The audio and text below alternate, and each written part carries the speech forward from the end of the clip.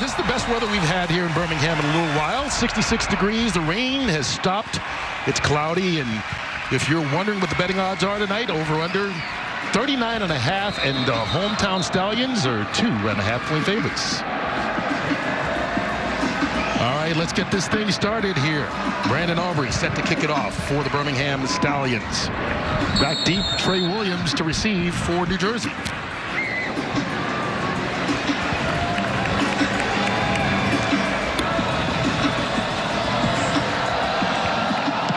And the USFL is in business. Short kick taken by Williams. Good move out across the 35-yard line, and so New Jersey will have great starting field position here on this opening possession. And there's the quarterback that you mentioned coming out, Luis Perez. You talk about all the experience he's had, not getting a chance to lead the Generals. Well, and this guy has been a veteran also in some NFL camps. He certainly knows what he's doing, and he understands the opportunity that he has. He even talked about the fact that before he got to the Generals, Kurt, he hunted down Mike Riley's playbook because he thought, this is my chance, and I'm going to take advantage of it.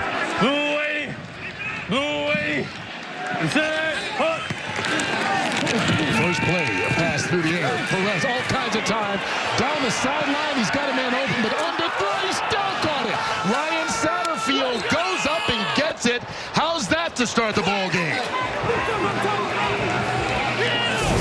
49 yards on the pass play. I love the play call. Mike Riley goes up over the top. Randy Satterfield is an electric player, a raw talent that these guys say he just needs reps. He's 6'4", 210 pounds, and he uses that frame to go up and over the defender and bring it down. What a catch. And then New Jersey switches quarterbacks. DeAndre Johnson comes in now.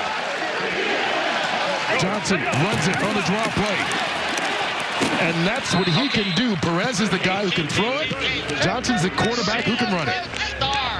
Oh, man, what a game plan here. Mike Riley coming out, just guns blazing for the New Jersey Generals. Up and over the top, goes back to DeAndre Johnson, and now Perez back in the huddle. Arizona right. They pick up 6 yards on first down. It'll be second down to the 8-yard line. An exciting start by the Generals so far.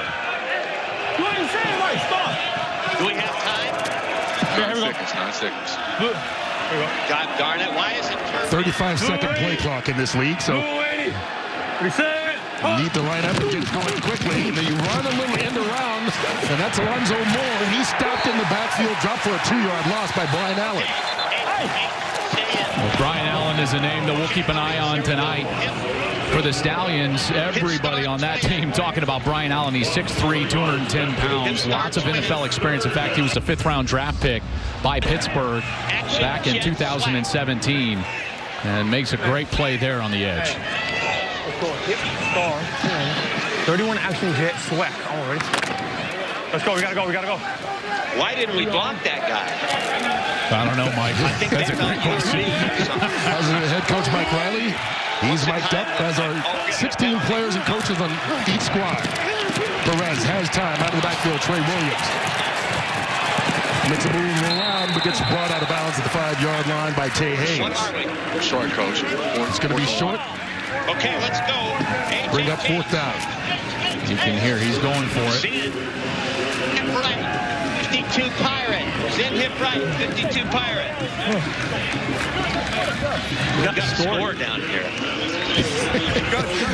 He's telling Brock here we got a score. I guess everybody knows it. He's convincing Brock. Brock's about to go in and take snaps. Find out why they lined up and hit Star over here. Well, they need a yard for the first down. 5 yards for the touchdown. Trey Williams gets the yard and the first. Picks up a couple, in fact. Stopped at the 3-yard line. That'll make it first and goal. Here we go. Sin, hip right. 52 Martin. Frisco. Nice little dive there from Williams. Frisco. 52 Martin. 52 Martin. Frisco. First and goal from the 3. This man-to-man, I think. Man-to-man. That's perfect. Both times. Play fake. in the end zone, open, and touchdown. Ryan Satterfield gets the first touchdown in the history of the USFL. Randy Satterfield still slow to get up after scoring the touchdown. Well, he took a huge shot, but what a play there by Perez to buy himself some time, and then he went back across the field. And Satterfield, who had the amazing catch to start the game on the first snap, was racing across the back end line of the end zone. Caught that ball, but was unfortunately led right into the defender and took a big shot. No, we're not. Let's take another look. It's Randy Satterfield who has the first touchdown. Oh, no. There's the shot he took. That's Tay Hayes, number 3. Played at App State and was just eyeing him up right there. Satterfield never saw him, and bam.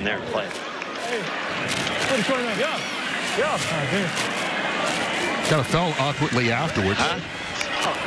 Well, there's a decision to be made after each touchdown. You can go for 1 point, which is the traditional kick. 2 points from the 2-yard line. Or if you want to go from the 10-yard line, one play, you can get 3 points for a point after. You can go for 3. I don't know if we're going to see that all that often until we get into maybe like an 18-point deficit or 9-point deficit towards the end of the game. But the Generals march right down the field, and it looked like Satterfield maybe just took that shot where it kind of knocked the wind out of him, hopefully. But it looks like the Generals just line up for the kick. Yeah, Satterfield, a big part of that opening drive. Caught the 49-yard reception on the first play and then scored a 3-yard touchdown for the first in USFL history. And so Nick Rose will come on to try and make it a 7-0 game with a kick. I love that for Satterfield, by the way, because he's a local guy. Played at West Alabama. In fact, he was there, same college that produced Tyreek Hill. He had 3 college stops and now has found himself in professional football, playing for the first time tonight in front of his wife and his daughter. Great. Fantastic. Get to work. More touchdowns, baby. You see anything different on that back end? So Nick Rose So far, it's pretty vanilla. So kicked a couple of seasons in the NFL for Washington and the Chargers. Kick, baby. And he gets it through. And so the opening drive by the New Jersey Generals ends in a score. Randy Satterfield dominant on that opening possession.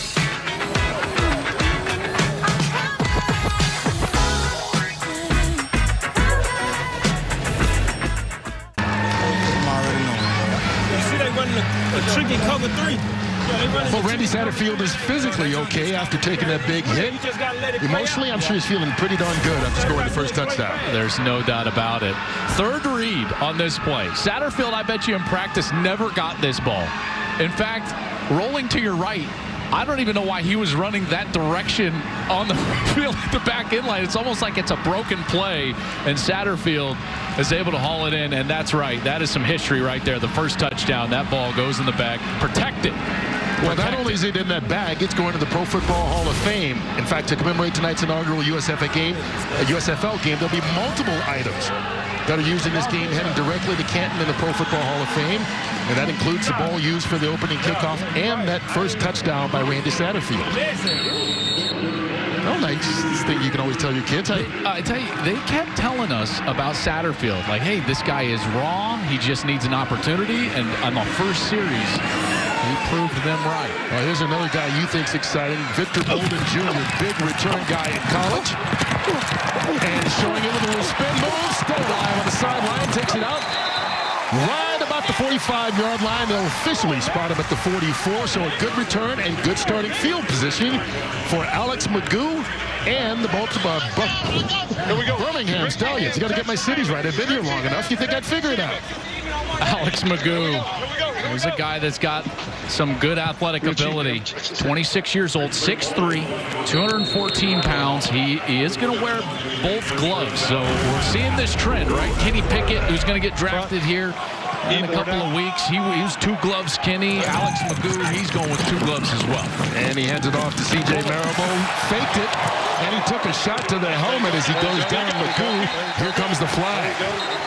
Quarterback keeper, and I think Shalom Lawani, a little helmet-to-helmet hit. Hey, Ryan, his butt was actually down at around the 50. This, they got to be down by contact. So you hear our referee, Larry Smith, right there say they're going to pick that flag up. Personal foul. Defense number 25. Late hit on the sliding quarterback. 15-yard penalty, automatic first down. This foul is under further review. It is so personal fouls can be reviewed by our command center. Mike Pereira is in charge of that, and he'll try and figure out, was this a personal foul or not? And he confirmed it right away. And this is a good time now that, you know, Mike, we're live to you as well as the officials. Mike Pereira back in our command center for the USFL. You're going to review every single personal foul, and that was a quick one. Clearly, as Magoo was giving himself up, he got hit. He holds on to it, going deep down the sideline, hand checking, and one-handed catch for the touchdown, Osiris Mitchell. What an answer.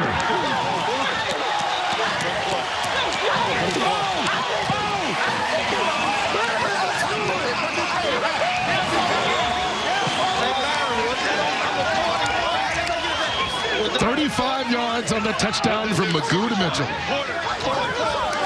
We saw the Generals target there, big wide receiver in Satterfield, and now Mitchell, the big wide receiver for the Stallions. One-handed. Did he rain that one into the back of the end zone? He's 6'5", 210 pounds, played at Mississippi State. What a catch. That was absolutely sensational for the touchdown. Overload on our right. And so Brandon Aubrey ties the game up. Who said take the under in this game? Each team opens up with big touchdown passes. We had pyrotechnics coming out, bringing the teams out on the field, and now we've got the pyrotechnics going on the field. Osiris Mitchell hauling it in. The big fella doing work here in Birmingham. 7's up.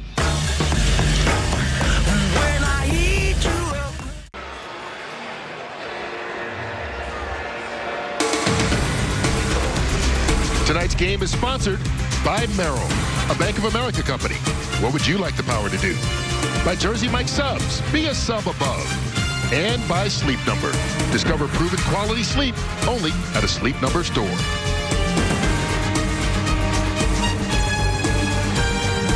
Each team has had the ball once in this inaugural game of the USFL. Each team has scored an exciting touchdown, and that's why right now this league is the #1 trending topic in America. Well, that's because of guys like Osiris Mitchell getting it done. Brock is sitting with Osiris right now on the bench. Okay, what do you tell me coming off the field? Where were you in that progression? The last read. Very last read. So I didn't think it was coming to me at all. Okay, and what is the pat on the top of the head? I mean, up top, like you jumped over somebody's head. Did that feel good? Yeah, it felt good. Last is first, Joel. Last is first. Last is first. Trey Williams with the return. Go ahead, Brock. Well, it's pretty cool. We have seen now, I think, good football. Yeah. Right, Joel? You say it all the time when you're talking quarterbacks. Yeah. Feet and eyes. And for Perez to get to his third target, for Magoo to have time to go to his last read in the progression, and these QBs are receivers' best friends, just giving them an opportunity to shine. It's one of the common themes that we've heard from all of these coaches being down here in Birmingham getting set for these games is that they've been pleasantly surprised with the quality of football that they've been seeing. And let's call it what it is. These guys all have experience playing professional football. They've been in NFL camps. They've been in other spring football leagues. And so this is an experienced group of players here putting it on the line here in the USFL. And they pick up 5 yards, make it 6 officially on the first carry. Darius Victor running it for Mike Riley. Trio right, 32Q, splash signal. Trio right, 32Q, splash. Out of the way, Woody. Pretty good game. Yes, Mike Riley, it is a pretty good game. What's the corner doing up top?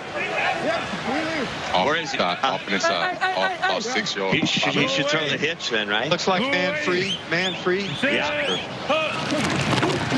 Perez underneath. Jamon Moore, the intended receiver, broken up incomplete. Tay Hayes swats it away. I love that because you heard all of it right there. Mike Riley knew he wanted to get the hitch. He was trying to go to Moore there, and the corner baited him into that. Tay Hayes, the experience there of playing a lot of football. He baits him into throwing the hitch, and then he collapses on it, and he's able to get the pass broken up. And we should point out, that the players can hear the coach all the way through the snap. Unlike the NFL, where it cuts off 15 seconds before the snap. So right up until the ball is hiked, Luis Perez can hear what Mike Riley has to say. Perfect. Let's get it, Derp. Underneath, nets Cavante Turpin, the intended receiver. It falls short. And they're going to have to punt that one. Perez just a little late with that ball. Cavante Turpin is one of the most electric players in this league. He was sensational at TCU in his college career and has a lot of speed, and they're certainly going to want to try to feature him and get him the ball a number of different times, and they were just unable to there on that third down. So it'll be our first punt of the game. Brock Miller. Left-footed punter comes in. Victor Bolden back deep for Birmingham.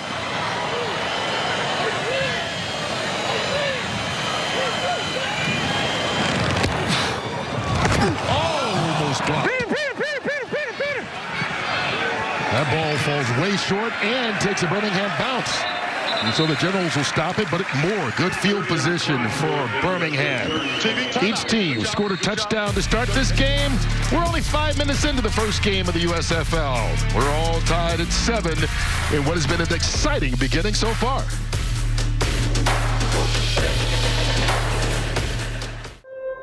In Birmingham, cultural roots run deep and strong. In Birmingham, we honor our singular history and embrace the vigor of progress. We are the dinner table of the South, where gathering is as important as culinary art. In Birmingham, we are big city dazzle with deep South charm. Come find your kind of getaway in Birmingham.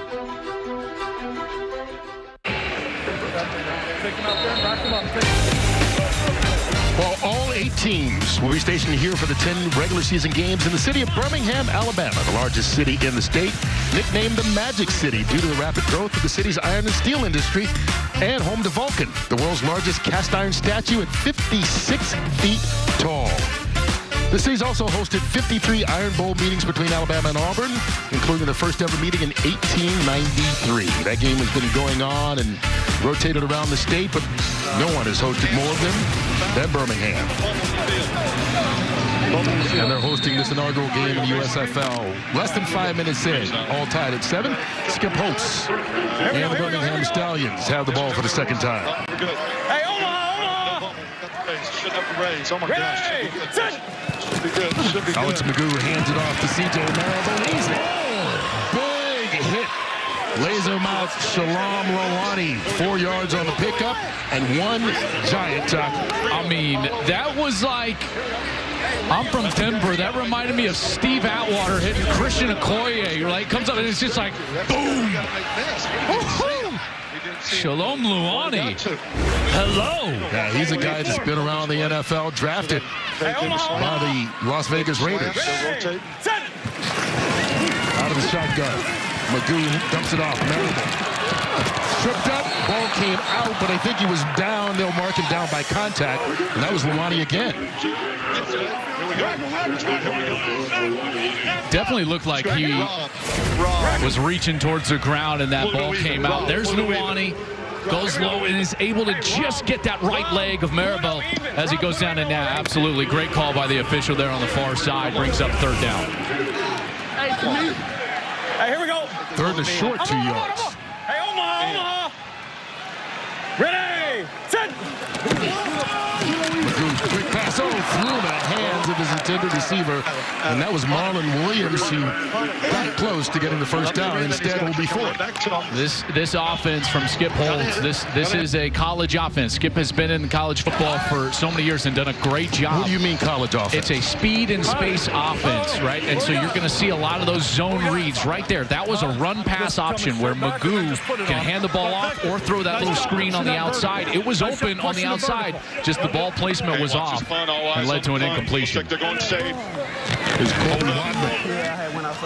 Big kick. And it'll bounce out of bounds inside the 20. They're going to spot it all the way up at the 23-yard line. Birmingham. Nothing doing on their second possession either. Tied at 7.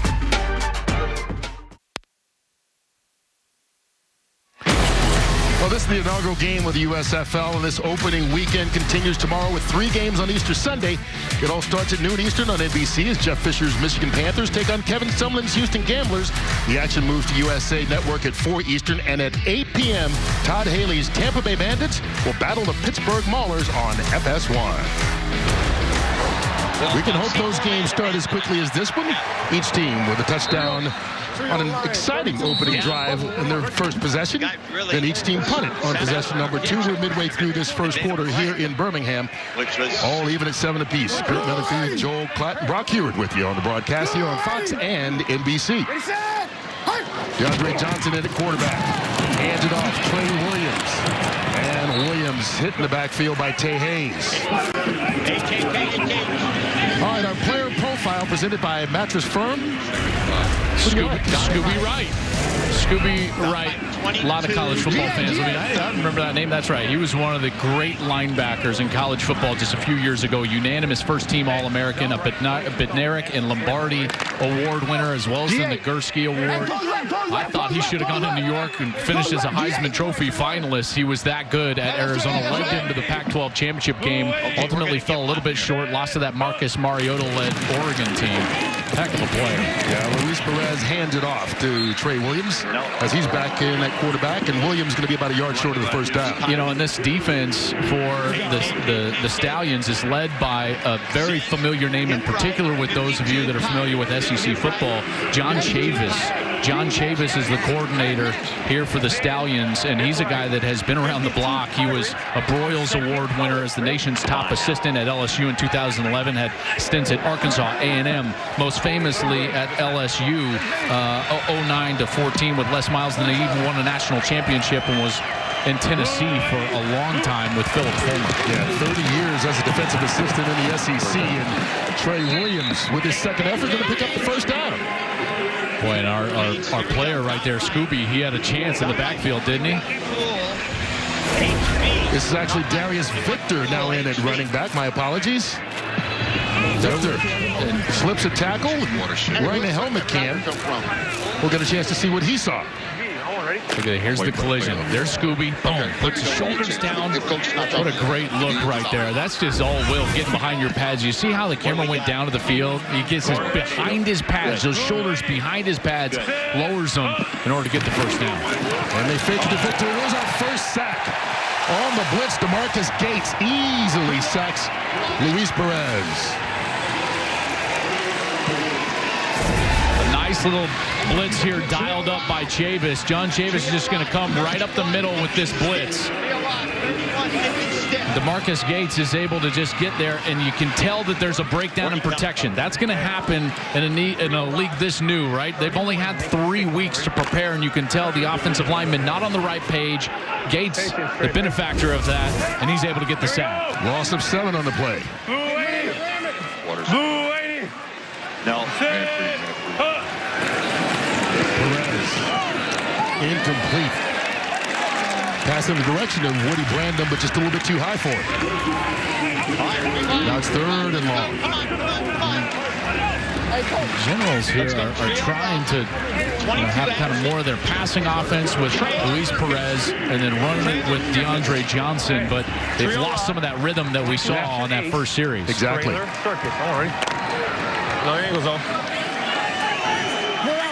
Love all the communication. All this communication is just up live. It's real time, and it's all the time. Coach to player and all the mics that we've got going on. Perez on 3rd and 17. Has time. Out of the backfield, Trey Williams. He's got a long way to go to try to get that first down. They're going to be way short.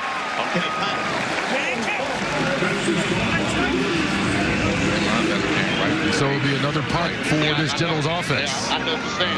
A nice job there by that defense, that Stallions defense.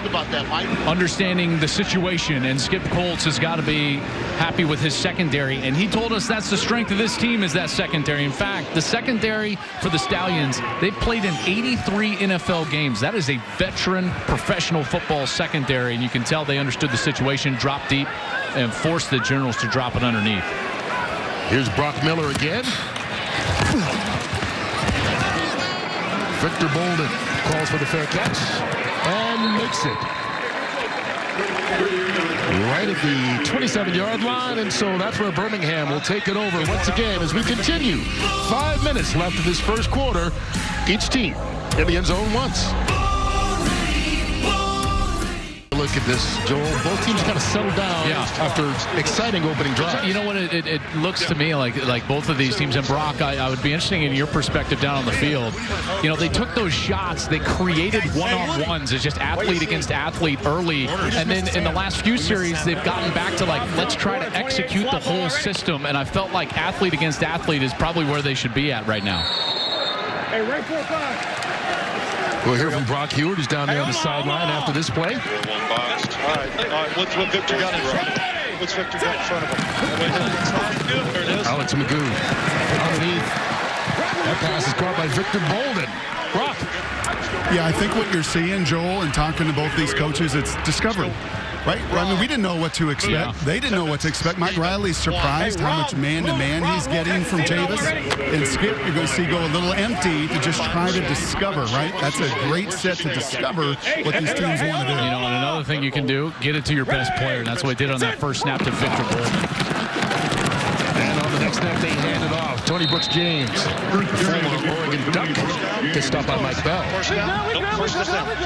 Sticks are moving. Get out. They're calling it a first down. Right there at the marker. Seahawks even slant. Seahawks even slant. Seahawks even slant. Seahawks even slant on one ready. Yep, this is run to the right or pass to the left. Hey, Omaha. Slant. Awesome. Ready. Set. Dropped.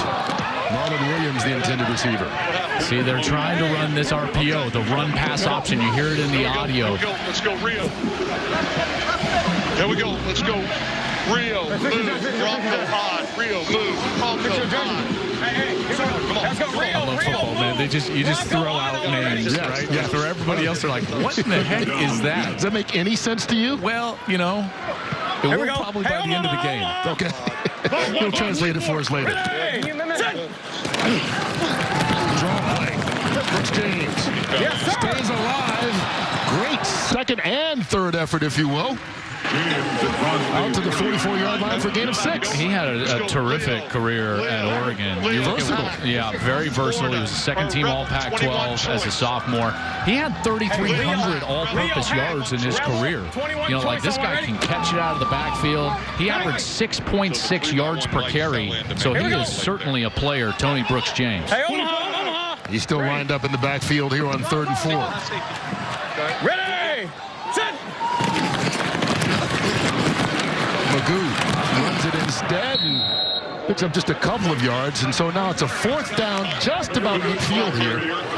A decision to make or no? You know, in today's day and age, you never know, in particular as you get closer to the 50, but I think Skip Holtz, as 7-7, is going to go ahead and punt and try to rely on that John Chavis-led defense, which has found a rhythm in the last couple of series. Yeah, and we see Magoo limping off their starting quarterback right now. Certainly not a good sign for them. That does not look good. Their backup is Jamar Smith, who actually was Skip Holt's quarterback at Louisiana Tech, so there's a lot of familiarity there. Good punt down inside the 10-yard line, and Birmingham will stop it there. So it'll be a long field for Luis Perez and the Generals. 46 yards on that punt, but this game started off with a couple of big plays. I mean, right off the jump, we had the long pass to Randy Satterfield, 49 yards down the field. Then Perez would go back to Satterfield, find him in the back of the end zone, took a big hit from Tay Hayes, and then on the ensuing possession, Osiris Mitchell, the big body for the Stallions, he went down with one hand in the back of the end zone. He's 6'5", was able to corral it for a touchdown, but it's been very little offense since then as the defenses have settled in and started to really dominate over the course of the last couple of series. If you're looking for Satterfield, he's up at the top of your screen. Draw play. Darius Victor tripped up. Dropped to the 14-yard line by DeMarcus Gates. And I've always felt offensively that the rhythm of the series never really starts until you get the first down of the series. And that's what we've seen. We just haven't seen a lot of first downs since that first opening drive of each team. And here, this is a good start off of that draw. And now you've got kind of second and manageable. This is a good time here to pick up a first down. Hands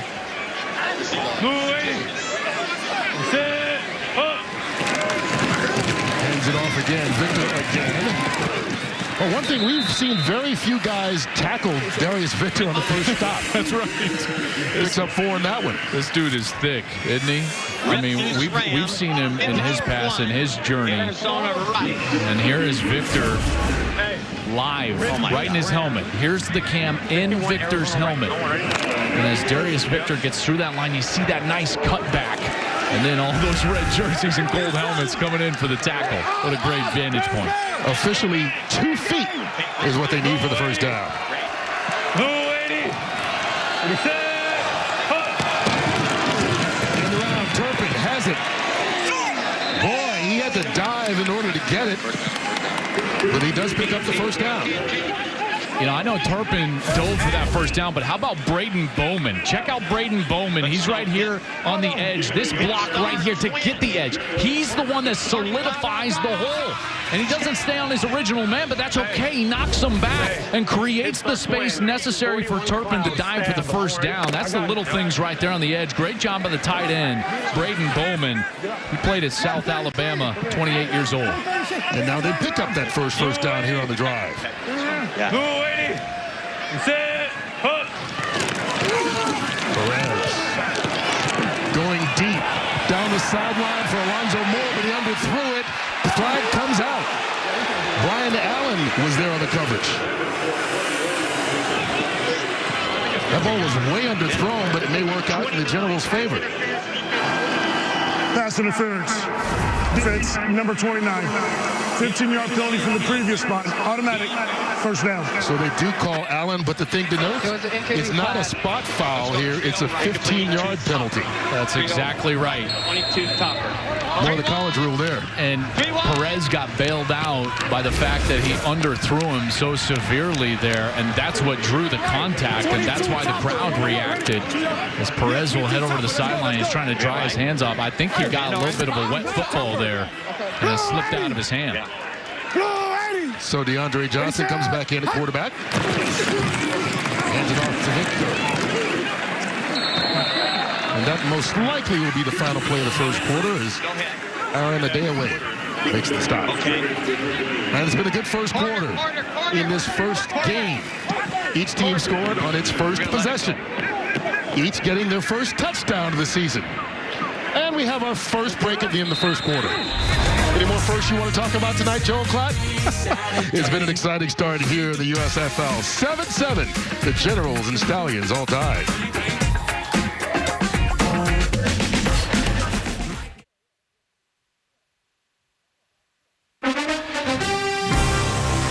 Well, a good start to this inaugural game in the USFL. The Generals and Stallions from New Jersey and Birmingham, respectively, trying to get to the season finale, which will award the USFL Championship Trophy on the 4th of July weekend in Canton, Ohio at the Pro Football Hall of Fame. But right now we're here in Birmingham where the game is all tied at 7 apiece. Kurt Menefee, Joel Klatt, and Brock Heward down on the sidelines here.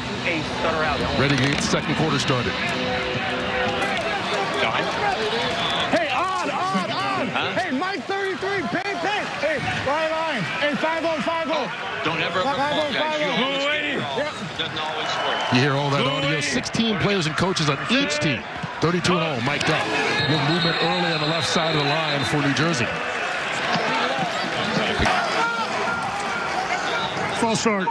Offense, number 72. 5-yard penalty. First down. That's the left tackle, Terry Poole, former draft pick of the Seattle Seahawks. Yeah, 4th rounder. Poole, big guy, 6'5", 325 pounds. Played his college ball at San Diego State. Hey, on. Mike 33, paid out.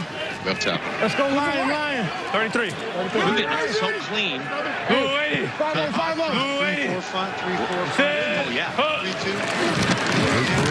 3-2. Under pressure. And he doesn't go anywhere. Good job by this Birmingham defense, which really has, since that opening drive, taken over the ball game on this side of the ball. And they've gotten more aggressive. John Chavis brings the blitz there. DeMarcus Gates. Here's DeMarcus Gates. Watch, he's going to come all the way around on the edge. Number 47. A nice design. Bring the tackle in. The back went with the end as well. A miscommunication up front. And the Stallions get another stack, and it's Gates in the backfield again. See, he's got that floss pick. Do you see that in his mouth? He's just hanging out there with a floss pick. When you're chilling and relaxed, you can do things like that, right? I guess so. 3rd and 20. Perez. Flushed again. Nobody to throw to. Incomplete. DeAndre Tillman coming in and bringing the heat for Birmingham. Well, a dominant possession by this defense of Birmingham. This defense for Birmingham, they felt like it was going to be their strength. They felt like they had a defense that was fast.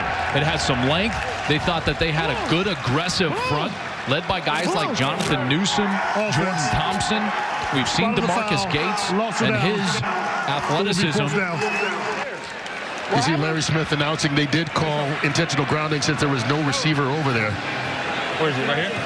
That's just going to give the Stallions even better field position, and this is where I get excited, because if this guy gets a chance, Victor Bolden, to return a punt, we're going to see some fireworks. This is one of the best return men I ever saw in college football. I want to see him return one. Let's see if he gets a chance here.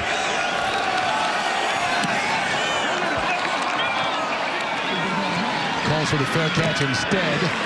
Right about the 42-yard line of the Stallions, and so they'll take it over for the first time. We'll see if Alex McGough is able to come back in the ball game when we come back. Tomorrow, the USFL's opening weekend continues on FS1. Touchdown! As the Tampa Bay Bandits face the Pittsburgh Maulers. What a game! The USFL on FS1.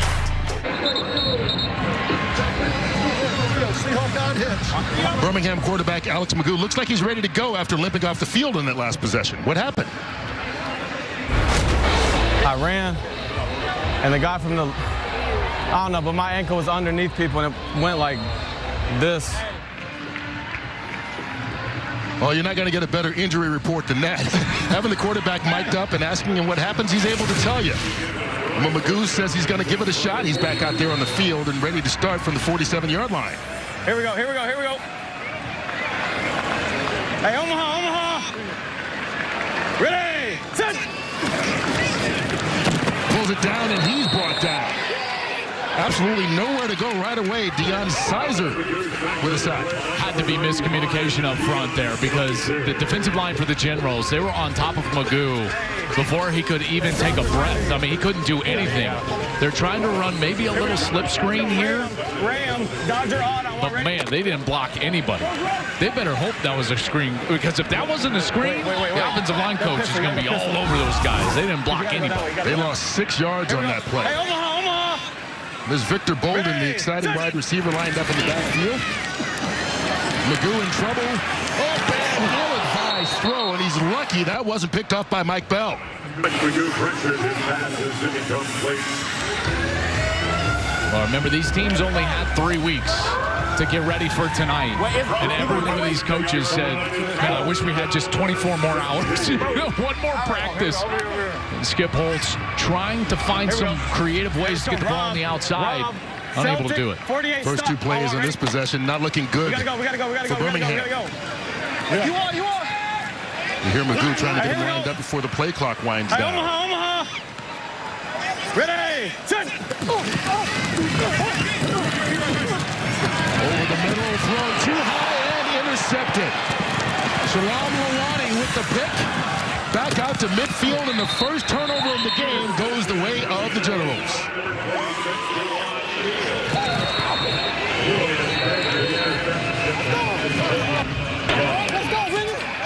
It looked like There's the safety in the back end. It looked like Magoo thought he was going to get his tight end, Angeline, to come across the middle, and he just kind of stops. You see right there, it either is way too high for Victor Bolden, or he doesn't get his tight end to bend back across the middle of the field, and the ball just drops in the lap of Shalom Luanu, who has had a marvelous game so far. Had the big hit earlier in the game, coming up against C.J. Marvell, and there with the pick, and setting his offense up here near the 50-yard line. DeAndre Johnson now in at quarterback for New Jersey. I tell you, fans will get to vote for player of the game after we're done, and Shalom Luanu with the big hits and that pick, an early candidate.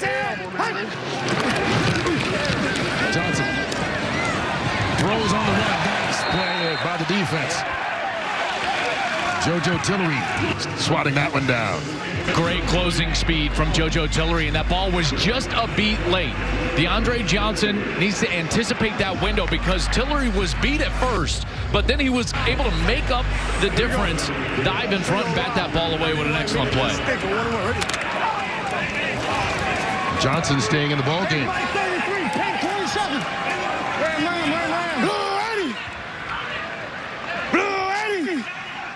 Ready, set, under pressure. Trey Williams gets it. Williams with a couple of moves and it's first down. Takes it down to the 33-yard line.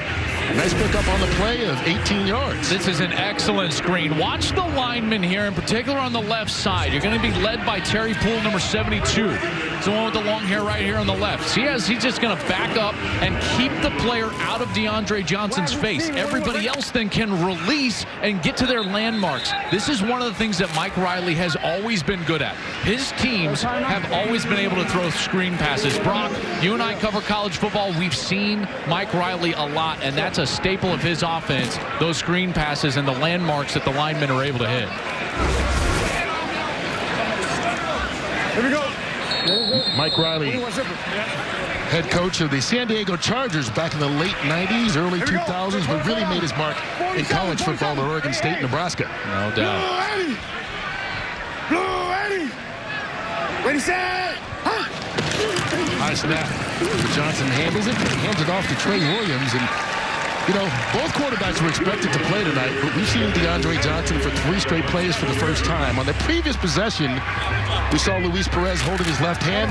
Looks like he's okay now, and he's back in the game. Yeah, and it looks like almost situational, you know, where when they're on an obvious passing down, they're going to Perez. But Johnson there had a little bit of a rhythm and did a nice job, including that screen pass on a nice gain in the first down. You play quarterback. How hard is that? Oh, don't. Listen, quarterbacks, we're like selfish. We want to be out there every snap, you know? I'm like, no, get away. Stay off the field. It's going to be a team guy, at least early on, right? Till one guy wins the job, and right now Perez is back in on second down. There's not an I in Team Kurt, but there's a me. Here's Perez underneath, caught by the tight end, and good run after the catch. It's Brady Bowman, and that'll be another first down for the Generals.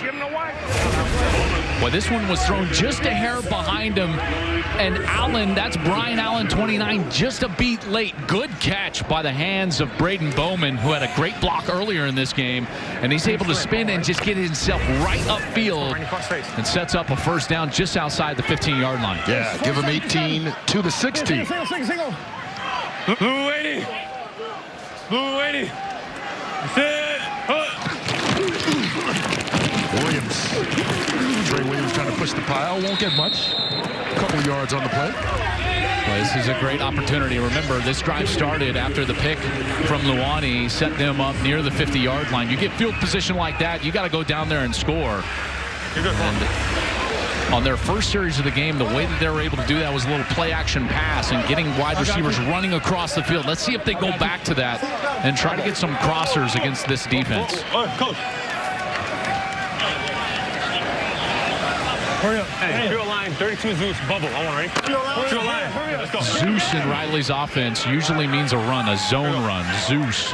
It's kind of a word that means something. Play clock getting down. They get a snap off. Quick pass. And that's Turpin. And he is knocked out of bounds. JoJo Tillery with a big hit. You heard that like Zeus bubble right there. So he can hand off to Zeus, which is a zone play, or he can throw the bubble out to Kevontae Turpin. So it's a dual read there for the quarterback. Hey, try right open. Try right open. 21 jet. Wide eagle. Hold on, ready? Circus. When you hear 21 jet, that's a protection. Y eagle, that's your concept. Needing to get the ball to the 6-yard line for a first.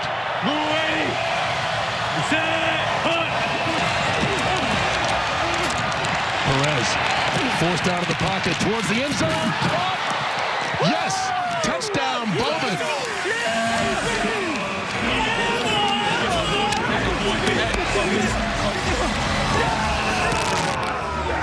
A little help from the offensive line, so Garrett McGinn gets the spike it, but Braden Bowman, his second big catch on that drive, and that one results in a touchdown. And it really was about Perez. He's able to step up. This is a great view here. Perez is going to step up into the pocket and then get himself out to the right. Right there. Great job. He hides the ball, gets it down, and now he sees his tight end and the ball placement. He goes away from the defender on the left side of the tight end and does a great job of fitting that ball into the end zone for a touchdown. Bowman, heck of a series there. A couple of grabs.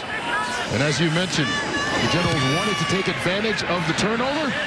They do just that, taking it 50 yards down the field for the score, and it puts them up by a score, 14-7. Luis Perez, Braden Bowman taking advantage.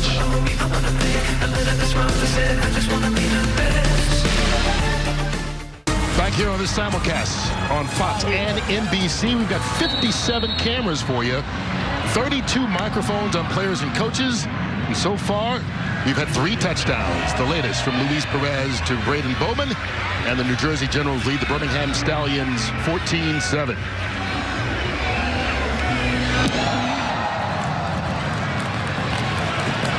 Bolden catches it on the run, and Victor Bolden through a hole out across the 30-yard line. Brock, Luis Perez has 2 first touchdown passes in his first game. Well, this is pretty cool, Kurt, because he's looking at it in video. What are we seeing here, Luis? Okay, so here we go. Here's the touchdown right here. Got 21 jet. Rock, pistol, Wide eagle. Here we go. It's like quarter shell here. See, they bring the backside safety over. Oh, no, they stay to the single. Stay to the single. Got flushed a little bit. Right. I'm coming to you. Braden staying alive. Making a nice catch, contested catch. And you don't get that in the NFL, right? Just pictures? Yeah, so NFL is pictures. You get this, you get actual whole film rolling. Great play. Angeline, Barry Angeline with the reception, the tight end for Birmingham. And I'll tell you what, Perez, 2 touchdown passes and a little play-by-play. Yeah, and on each of those touchdowns, you know, he was able to make or give himself a little time with his feet. You know, he escaped the pocket there. And what he was talking about there, he was talking about he's had 21 jet. That's his protection. Then Y-Eagle was his concept. And then he immediately said, what do we got here? And he said, looks like they gave us a quarter shell. That's the coverage he was looking at. Quarters coverage in the back end. That means he's got 2 safeties in a corner, 4 guys back there, each with the responsibility of a quarter of the field. And on the draw play, that's Tony Brooks-James, and he's going to get enough for the first down. But I want to get back to Perez taking a look at the live action or the recorded action. What difference does it make during a game to be able to see that? Oh, my gosh, because it's not just, like you said, it's not just still pictures, and you get to see what the safeties did post-snap, and that's what he was saying. He's like, did they stay there? And he goes, oh, no, they went to the single. So that means what he was talking about is that the safety to his left, he thought was going to start rotating to his right, but he actually sat there and locked on the single wide receiver on the left side of the formation. Lots of technicalities, but that's what they're looking for that they can't get in still photos. That ball just slipped out of Alex Magoo's hand, and Birmingham lucky to recover, and they grind Pope fell on it, the big tackle. Magoo's wearing those gloves, and it looks like he's going to try to take one of those off. Here's another look at that. Magoo, as he's going to throw, and it just slips out of his hands. You know what's interesting? There's a little moisture, right? It's rained off and on most of the day, and sometimes this turf retains some of that moisture. When the ball is snapped to you as a quarterback, it gets a little bit wet. The modern glove is not designed for wet weather. It's more of like a silicone, not the old school leather. So these gloves in the modern day, they do not work on a wet football. which is not good, especially for a quarterback. And that goes high, tipped, and almost picked off again.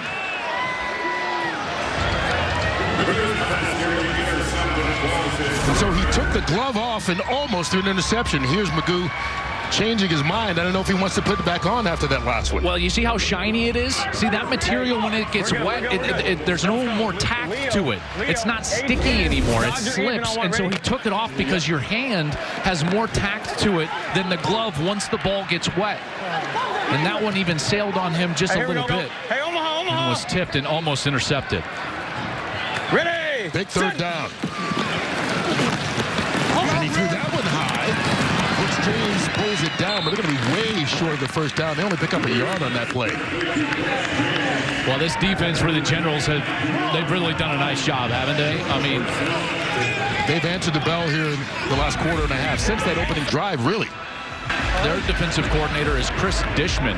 He was an all-pro. Everyone's going to remember that name. He was a corner with the Oilers, Washington. He was with Kansas City, even Minnesota for a time. But Chris Dishman is doing a nice job with this Generals defense. They've been flying around.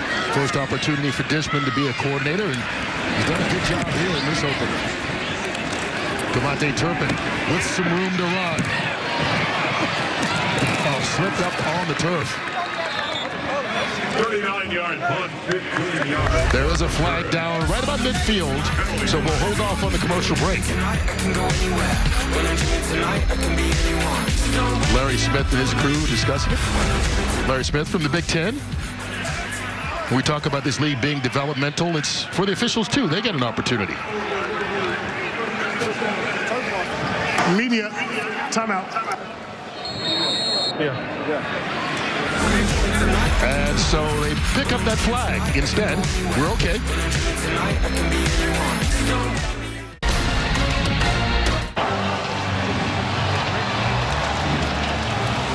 Well, aerial coverage in this game presented tonight by PNC Bank. Kurt Menefee, Joel Clapp, Brock Heward with you. And, you know, Joel, this feels like the first big possession of this ball game.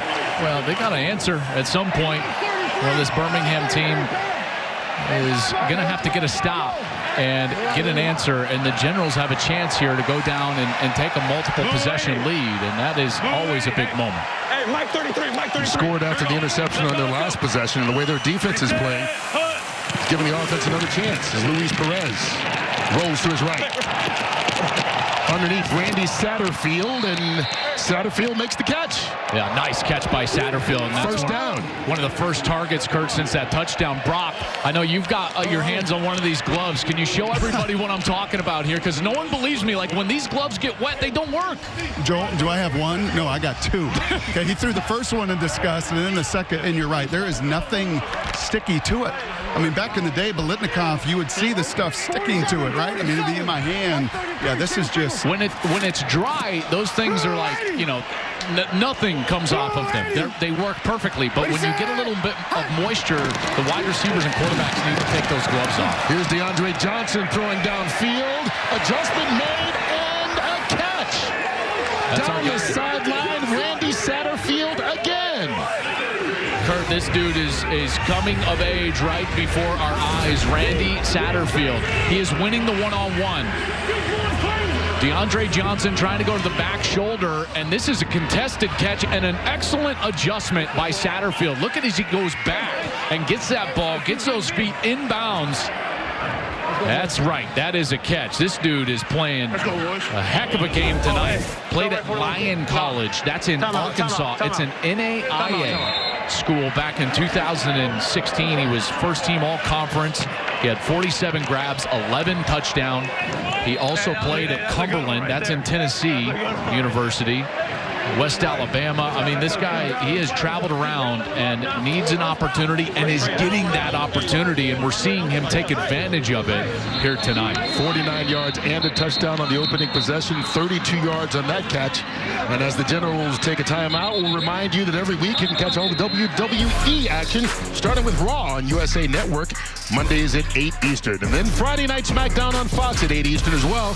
Sports Entertainment's biggest shows are on USA Network and Fox. Fox. Tonight's broadcast on both NBC and Fox.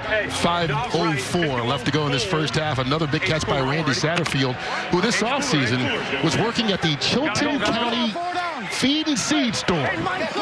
I think he may be trying to find himself a job in professional football long term here.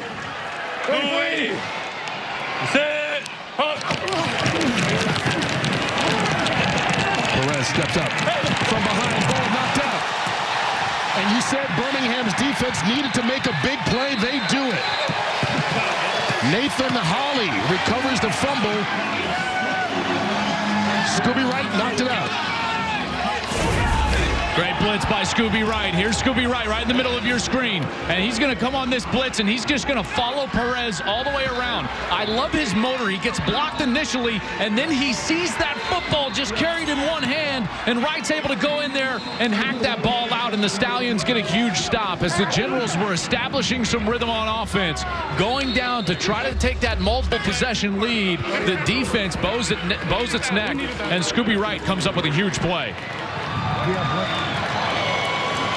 Well, certainly the biggest play of the game for this Stallions defense. And now Jamar Smith in at quarterback, Magoo out.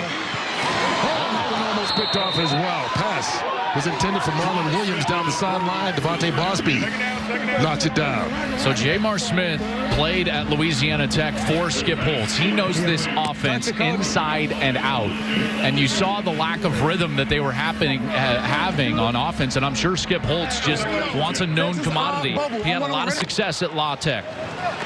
Conference USA Offensive Player of the Year as a senior, top 4 in career passing yards in school history. And as you said, played his entire college career under Skip Holtz. And he hands it off. Riding C.J. Marable until he gave it to him. And Marable fights his way for a couple of yards, gain of 4 on the play. You know, they went to the outside and got the touchdown on that first series to Osiris Mitchell. And I understand, Brock told us that was the last read in the progression. Like Satterfield started getting the ball on the opposite side in the last series. How about a little Osiris Mitchell here? You know, maybe go back to the big wide receiver on the outside. Remember, he's 6'5", 210 pounds. He's number 4 at the top of your screen. Yeah, and he's at the top of the screen right here. They need him on third down. Over 4 tonight on third downs. Over 5.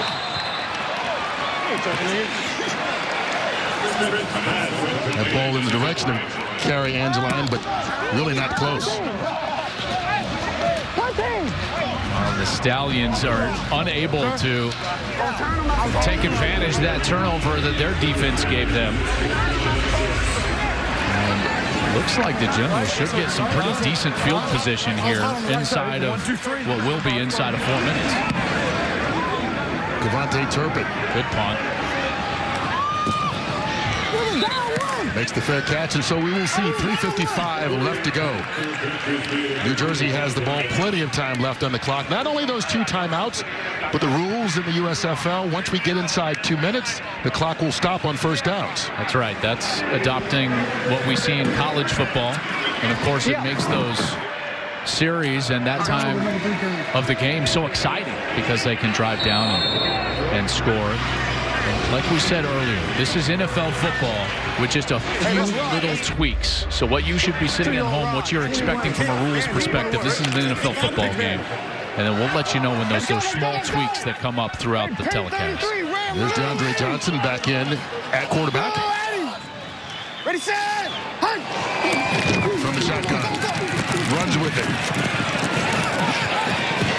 Tries to get it outside. Going to be close to that first down marker.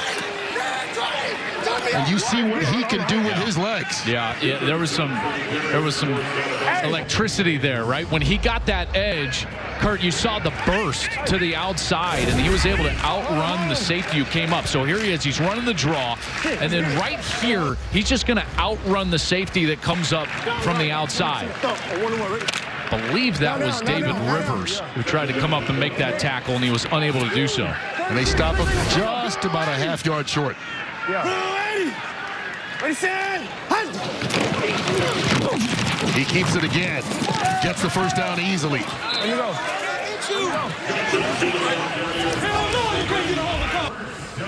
Well, it's a different style of offense with him in there. Yeah, it really is. And you know what it does? It slows down the edges.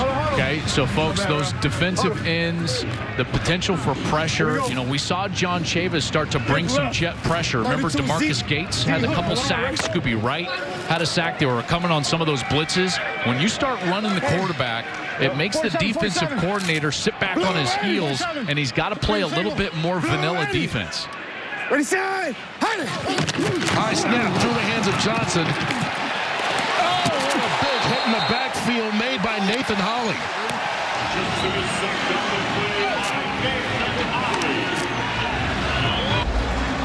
Heels overhead. Holly was in there fast. He spent some time with Minnesota, the Los Angeles Rams. There's the high snap, and watch Holly. He shot out of a cannon, goes and then boom, right to the legs of DeAndre Johnson. Excellent tackle.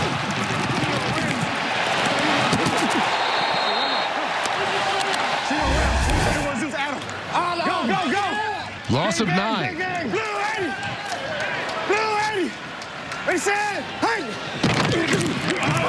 Trey Williams caught in the backfield. And once again, this Birmingham Stallions defense answers. Chauncey Haney with the tackle. And that'll take us to the 2-minute warning. Birmingham looking good defensively when they need to. It's a one-score game as we get to the 2-minute warning here before halftime.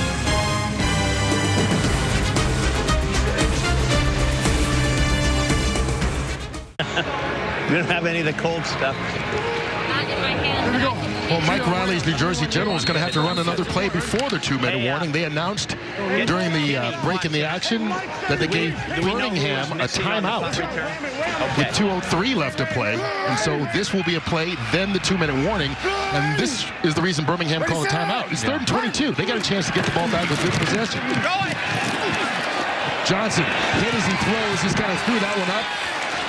Coverage down the field by Tay Hayes. And now it will be the 2-minute warning and 4th and long. Yeah, an excellent timeout there by Skip Holtz in order to steal some clock there that gets him a chance to have a solid offensive series. Yeah, I did. Well, while we're stopped here at the 2-minute warning, we talked about all these players we have mic'd up. Let's listen to some audio from the field, including some big hits.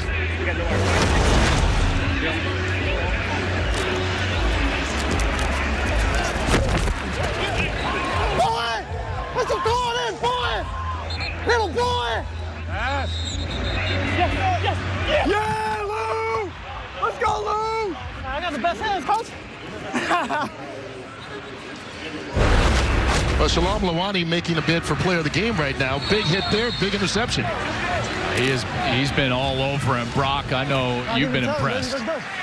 Yeah, I asked him, Joel. I mean, you hit bombs in minor league baseball, but I asked him, when you hit somebody, do you know it right away? He said, I can feel him flying after that contact. Well, what a pop by Brock Miller. Victor Bolden's brought down in the open field. Trey Elston, good coverage on special teams after the 55-yard punt by Miller. Excellent coverage by Elston. And Trey was a guy that originally was going to be inactive for this game, but because of an injury, he comes in and now he's active on the coverage unit. I mean, this is as good as it gets right there. Great timing, excellent kick, and Elston was down there and he got to the legs of Victor Bolden and got him to the ground. So from the 15-yard line, Birmingham with 2 timeouts, and once again the clock stops on first downs. Jamar Smith. Sails incomplete. I think Bell may have gotten a hand on that pass intended for Osiris Mitchell. These timing rules, the play clock is 35 seconds, not 40 in this USFL, and the clock will stop for first downs inside of the 2-minute warning of each half, as you've been saying, Kurt. So that's adopting kind of the college aspect of these 2-minute situations. Everything else, though, almost identical to the NFL. Confusion on that play, and Smith holds on to it. 1:39 left to go on 3rd and long. If you're New Jersey at this point, he's got 2 timeouts. I don't know why Mike Riley is not taking a timeout right now, the way that his defense is played. I'm thinking the same thing, and certainly if you're Birmingham, you're getting to the point where you're not in a hurry. That's right, and from this field position as well, with Kevontae Turpin as a punt return man, I would have taken a timeout right there if I was Mike Riley. Instead, it's 3rd and 8. Empty backfield. Left. Ready. Set. Smith overthrows Bolden, who had beaten his man downfield. That is the one trait. When I've watched practice this week, Jamar Smith, the ball has just been sailing on him a little bit. And that's an example right there. He has Bolden wide open down the seam and just overthrows him. Oh, that would have been a huge completion on a 3rd down, and it would have been a big gain for the Stallions. Had he hit him in stride, he's in the end zone because no one's catching him. No one was in front of him. He's got the speed. He certainly could have taken it the distance. All right, so 1 minute left, just under now after the punt. Kevontae Turpin brought down to the 40-yard line. They've got those 2 timeouts left, and we will see what New Jersey can do here in the final seconds of this first half. Medical services for the USFL? Well, they're provided by UAB Sports and Exercise Medicine. Unfortunately, we haven't seen much need for that tonight. Yeah, we've gotten through this one fairly clean. Alex Magoo kind of had an ankle, but has played through it. But now the Generals here with 50 seconds. Should be more. Folks, should have taken a timeout there. I guess they wanted to save him for when he did have the football, but 50 seconds now, 2 timeouts, and with the clock stopping after 1st downs, that's a lot of time here for the Generals. And Perez back in at quarterback. Hey, 5-0. Go 33. Yeah. Reset. Here comes the pressure. He gets it out to his tight end, Bowman, and Bowman is tripped up. Short pickup on the play. Give him 3 yards. Christian McFarland with a good tackle, and Bowman goes limping off. Anchor.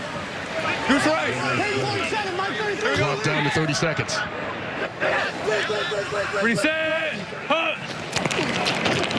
Here comes the blitz. Perez beats it. Good catch right down the middle of the field, Kevontae Turpin, and the clock will stop on the 1st down. That was a sensational throw, maybe even only topped by the catch. Turpin goes up with strong hands. That ball was thrown perfectly by Luis Perez, right down the seam, on time and on target. Well, now it's interesting. They pick up 22 yards, and the clock stopped because of the 1st down, but then they called a timeout. Yeah, I mean, that's a time to go up there and kill the clock and maybe save that timeout. But look at that ball placement. I mean, that was some good stuff right there. And you got to credit Turpin, who's not a big guy. Right. He's only 5'9", 155 pounds, but he went up the ladder and was able to take that one away with strong hands. That's some good stuff right there. Here you go, y'all. 20 seconds, y'all. Let's go. Mickey stick. Hey, Mickey. Good ball, Hey, trio rod. 31 Mickey stick on, ready? Gotta go. Hey, Ray. Gotta go. Hey, 33. Ram. From the 36. Perez. Little dump pass. Trey Williams stopped right at the line of scrimmage. Clock keeps on moving. And credit to Marcus Gates for forcing the New Jersey Generals to use that final timeout. Yeah, that was a great tackle. I mean, Gates has been playing really well. He's got that floss pick in there because he's been eaten in this 1st half. He's had a couple of sacks. That was a terrific tackle right there. And now with 11 seconds, you better be careful where this ball goes. Okay, let's do this. Give this circus route a shot, okay? Let's go trio ram, 21 Navy, double circus. Get out, tell them to get out of bed. We got 20 seconds, so we got to go here. What are they looking to do? Luis Perez cannot get sacked here. He's looking for the circus. 21 Navy, double circus. Ready? These are outside the numbers. He wants them to give him a shot. I would expect their tall receivers here. Alonzo Moore, 6'1", Randy Satterfield. He's 6'4". It's got to go past the chains or outside the numbers. 280. Reset. Underneath. And that's caught by Trey Williams. trying to get out of bounds, and he does, stopping the clock with 4 ticks to go. Boy, they've got to hurry up and get to the line of scrimmage, though. Able to get out. And now with 4 seconds, gives his kicker a good opportunity. Brock Miller to hold. Nick Rose will kick. Keep bowling, baby. Keep bowling. Just breaking down. This will be a 47-yard attempt by Rose. In his NFL career, he's 11 of 14 for Washington and the Chargers. And he misses his first kick in the USFL. A miss that will take us to halftime, but New Jersey has the lead here at intermission, up by a score 14-7. Above and Beyond, brought to you by Jersey Mike's, and in that first half, it was definitely Randy Satterfield. And it started with the very first snap of the season of the USFL. Satterfield down the field, excellent catch, got the touchdown and paid the price. Took a big hit, but it wouldn't stop there. There's a nice back shoulder catch that he was able to make down the field. Satterfield has had a heck of a first half so far for the New Jersey Generals. He's got 4 catches, 99 yards, and that touchdown. You said it, brother. All right. When we come back, Jack Collinsworth and Jason Garrett will bring us through the halftime here in Birmingham with the Generals on top, 14-7 on this broadcast on both Fox and NBC. With the first half, it's statistically in favor of the Generals. Yeah, and the Generals got a little bit of a rhythm there offensively, and in particular in the second quarter, I felt like, and their defense was able to keep the Stallions in check. The Stallions could not get much going on the offensive side. Each team has turned the ball over. 13 first downs, though, for the Generals, and that's something that Mike Riley said to us. He thought that they were going to play well, that they would establish the run, and he thought he had some weapons on the outside, and he's been able to showcase those and get down the field with those. And then you know what happened in that second quarter, Kurt? He found that screen game and those little outlet passes to the tight ends and the running backs, and that's ultimately, I feel like, what opened up their offense. And so the Stallions will get the ball to start the second half. Here's Victor Bolden. Through a hole, jumps up across the 45-yard line. And so it'll be a good field position here to start the second half for Birmingham after the 33-yard return by Bolden. Let's check in with Brock. Well, Kurt and Joel, it's going to be Jamar's show here, I think, in the second half. Alex Magoo getting x-rays on that ankle. And talking to Skip, he just said, man, we got to settle down. Guys are open, shallow crosses, seams. The game is just speeding up on both the quarterbacks. Watch him to run it a little bit, protect his defense, but looks like Magoo should be done for the night. That's unfortunate there for Birmingham. Jamar Smith getting a chance here. Sounds like he's going to play the entire second half. Starting at his own 45-yard line. A little stutter step by Brooks James, and James just a yard short of the first down. Boy, there was somebody in the backfield quickly, wasn't it? It looks like he just sidestepped him or someone missed him in the backfield. I think they went to the wrong guy. There was some crossing action. Yeah, he's just short of that first down. A nice little first down run. Get some rhythm here for the Stallions. And remember now, only 2 quarterbacks.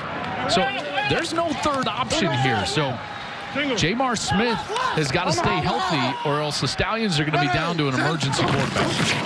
Here's the handoff. Tony Brooks James can't get around the edge, keeps fighting, and he gets just enough for the first down.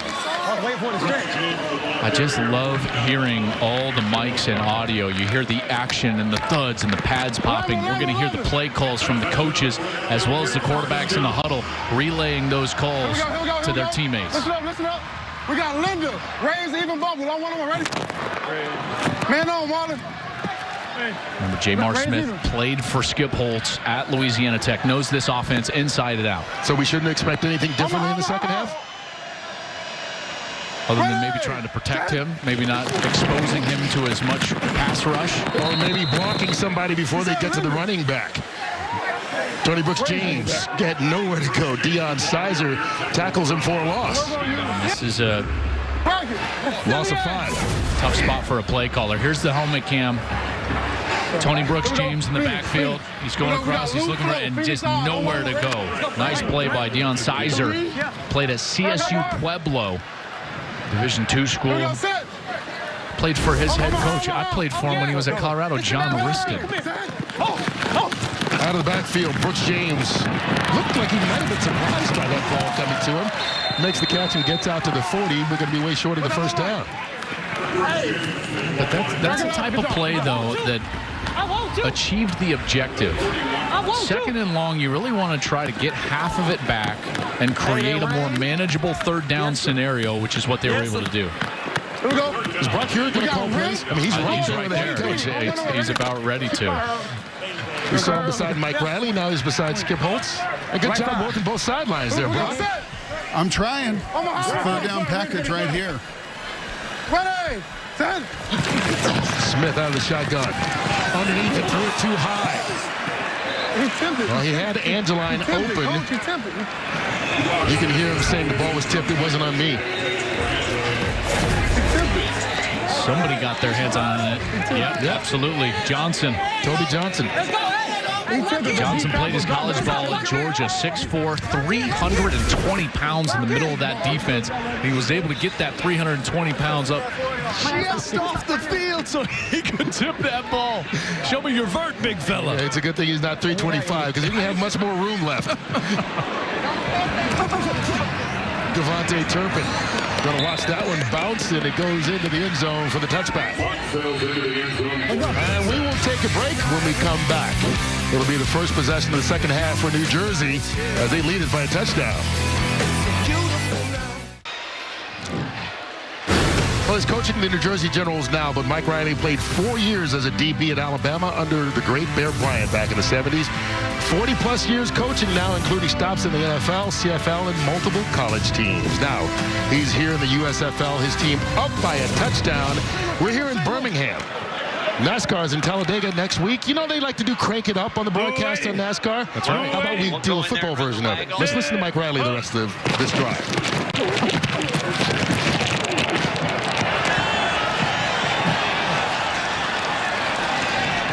Okay, go ahead. Hey. 3 wide. Hey. Open. Do slide. Do slide. Hey, man. Hey. 21 zipper Hey, waggle. you see little 36 on top of me, bro? Bro, so you see little 36. Hold on, Drake. Hold on. You need one? Yeah, here we go. We gotta go. I don't think we need one. That ball up. Brandon. Hey, go down. Go down. Go down. Go down. Deuce line. Come on, guys. Deuce line, 21 zipper. Oh, he's down. We good. I'm all right. Yeah. Yes, he can. If this is injury, though, we got to go. Got to make a call.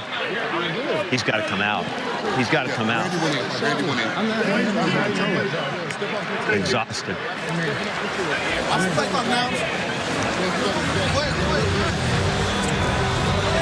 You all right? We can tape it up and make it. It's throbbing. It's all right.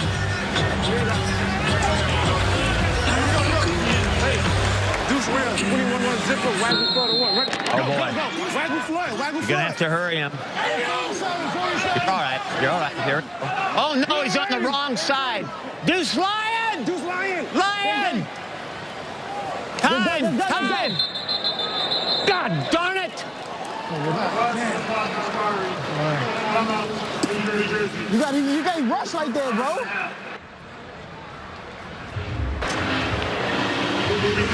Okay. Are you okay with the ball?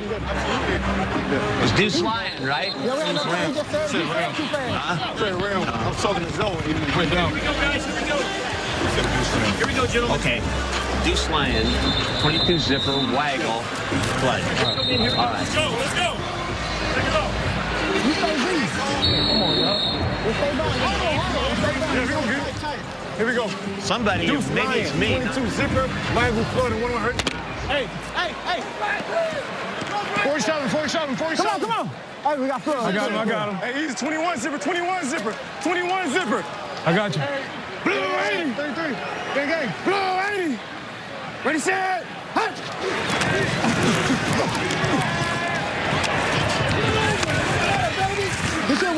This shit with it. Hey, Woody. Let's go. Oh, God, darn. Yeah. Go ahead. Trio Lion, 32 Zeus, Adam. Trio Lion, 32 Zeus Adam. Ready? I don't know. Come on. Without our H, what's our best? Hey, 4-7. Hey, Bear. I got him. Gang. Blue 80. Blue 80.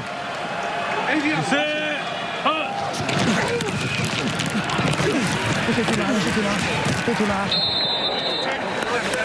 Yeah, that's it. That's it.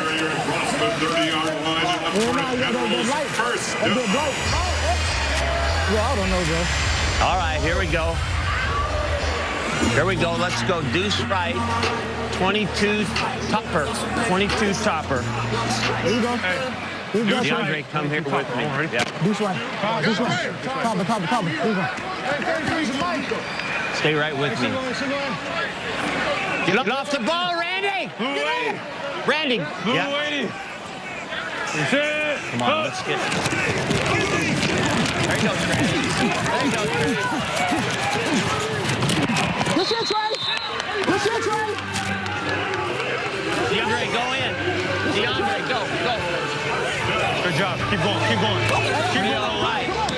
Trio right. 22 topper. Trio right. 22 topper. Trio right. 22 top. Out of way. Did you see anything on the backside? Yeah. So here's the thing. The end crack was inside the turf. I didn't think he was going to get that. Blue 83. Yeah. Blue 80. Ready, set. Hunt. Go.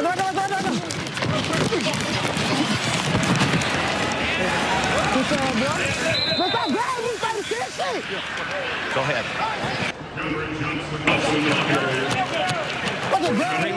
3 wides, trio ram. Trio ram 32 Zeus. No, wait. Trio ram 31 Zeus. Adam. You're going back here. Come on. Trio ram. You're going to look at your call sheet? Adam, ready? I would skip. Takes me too long. Find it. I should know it. You don't even look at the call sheet. Hey, 36. You on? Oh, take the Adam. Oh, please, try it. That's it.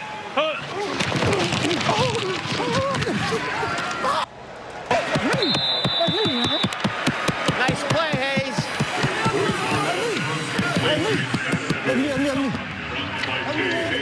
Hold on. Trio ride. I gotta go push him out. 21 Vic Vandal. Trio ride. 21 Vic Vandal. Vandal 1, ready? That's me, bro.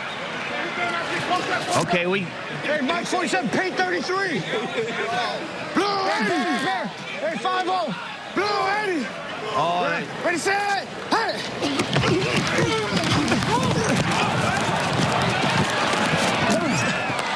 Let's take it. Yeah. Stay in there. Let him stay. Trio right. Oh, no. Let's see if they know the other way. No, let's go trio right, 22 topper. Trio right, 22 topper. Trio right, 22 topper. Ready? Any adjustments here in the second half? 33. Let's go. We lost our 8. So we're all 3 wide. So we really. Ready, set. Hey.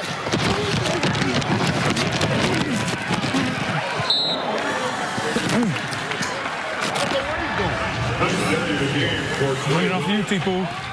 I'm running off you. Huddle. That was it right there. Thank you, bro. That was it. D-Man, baby. Get some water. I'm going to go zipper. Get some water. Yeah. All right, this is DeMarcus Okay, Woody, Gates, the here you go. linebacker for Nice Birmingham, play. down Here, injured. let's do this. You know what? You're listening to this, you learn so much. Yes, this is so fascinating, folks. You know, and we've just been listening the entire series here, and we've heard a lot of key terms.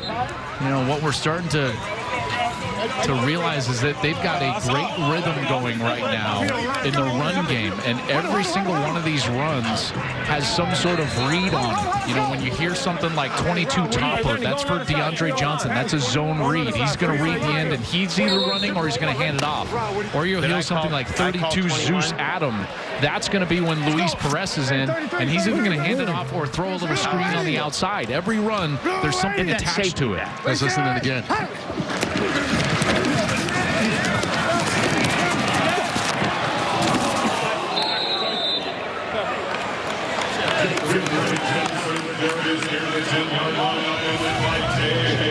Deuce Ram, 31 Zeus, bubble. Here we go. Deuce Ram, 31 Zeus, bubble. One, ready? Let's go! 57. I got you right now. 57. Blue 80. Oh, he's got the bubble. Blue 80. Huh? Ready, Is set. anybody over him?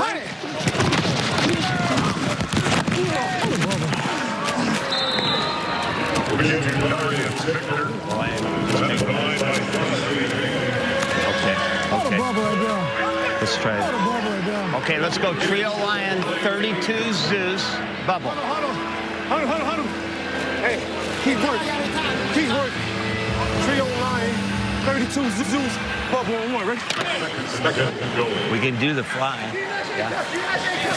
Think we can get the fly, Jay? Blue 80. 57. Single. Blue 80. Ready, set. Hut.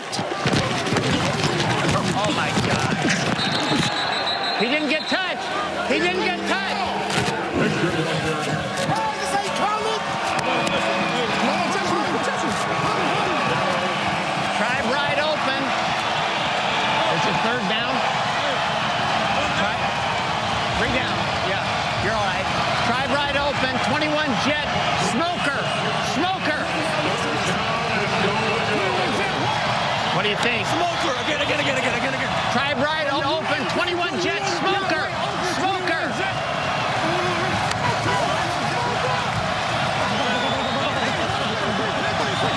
Timeout.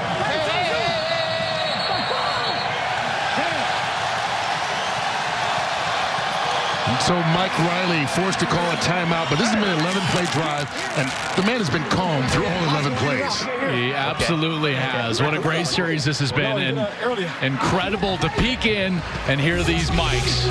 We'll finish off the drive when we come back. New Jersey up 14-7 here in Birmingham on inaugural night of the USFL.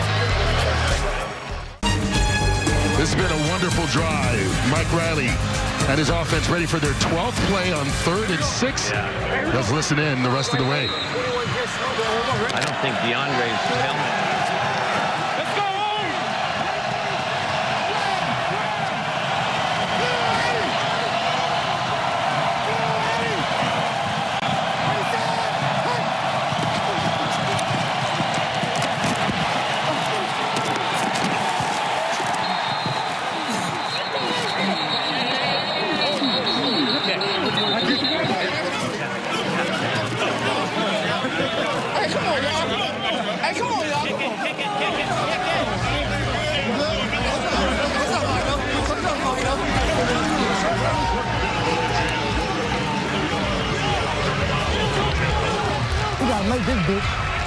How did that, anything pop there?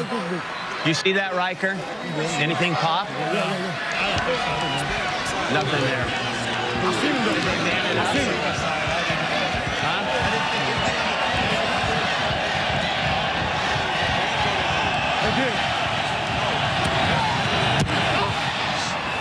Misses. His second miss of the night, and so a 12-play drive ends in no points. But, folks, that's what the USFL is all about. We had a chance to hear it all the way, and, man, it was fun. And in BC, it's the inaugural game of the USFL. New Jersey up 14-7 on Birmingham.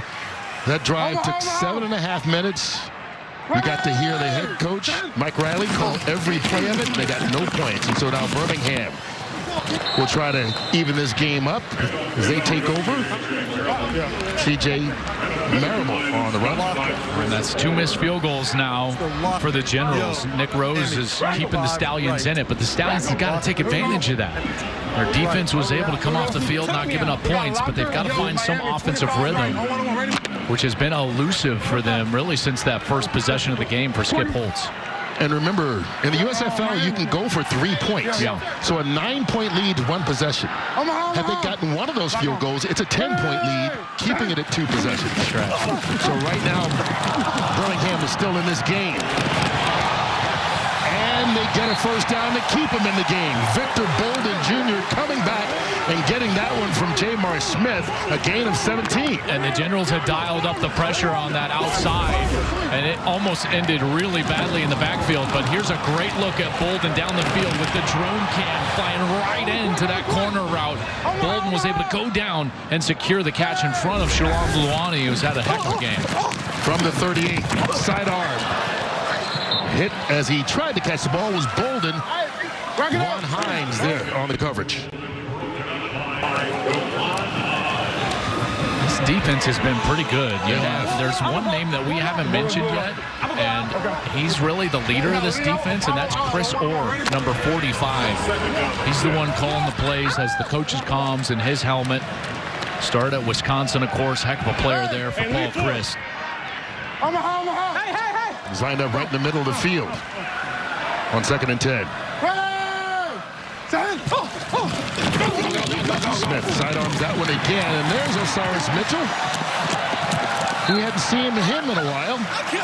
Not since the opening drive of the game. That's just his 2nd catch of the night. And what I love about that is that they just created a one-on-one on this outside, near side. And then the quarterback can just say, okay, my guy's going to be better than yours on this snap.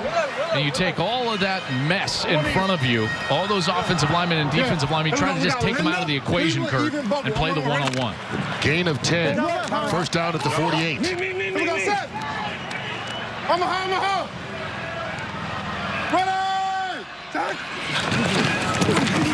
The handoff taken by Marable. He's hit the backfield. There's that man again, Shalom Luani. Watch how fast he reacts, because he's not down low. This is Luani. I mean, he is way back there, and he's just screaming up when he reads run, and he's there to make a tackle in the backfield. Like, this dude is reading it as well as anybody out there and doing a heck of a job. 31 games in the NFL. Drafted by the Raiders. Also played with the Seahawks and the Chargers. And he looks like a guy with a lot of experience tonight. Loss of 2. Quick pass by Smith out to Mitchell. And the tackle made by Luani. But, you know, they have success offensively when they've gone to Mitchell. He's the guy that is going to get singled up, and they're trying to create those one-on-ones. Luani was trying to get down quickly and intercept that route. Was unable to do so. Yeah. Mitchell, kind of the only thing they have going in the pass game tonight. He's got 52 of their 90 receiving yards. Yeah, Bolden had that corner route early in this series, but really, he's been quiet tonight. Bolden in motion.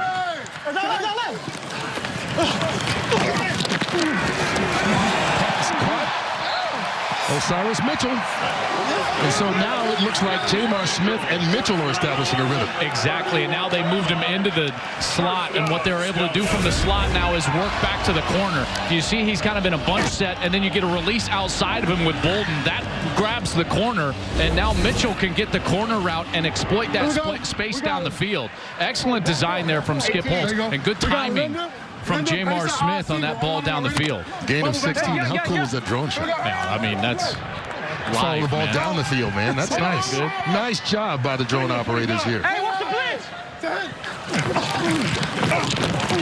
Smith, Mitchell, down to the 5.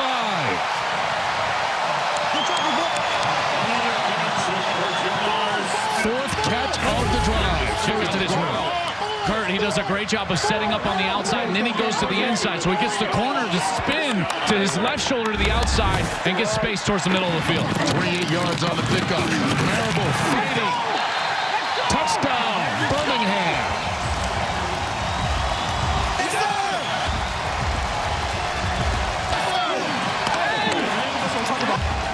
Easily Birmingham's best drive since the start of the game, and they tie it up with this extra point.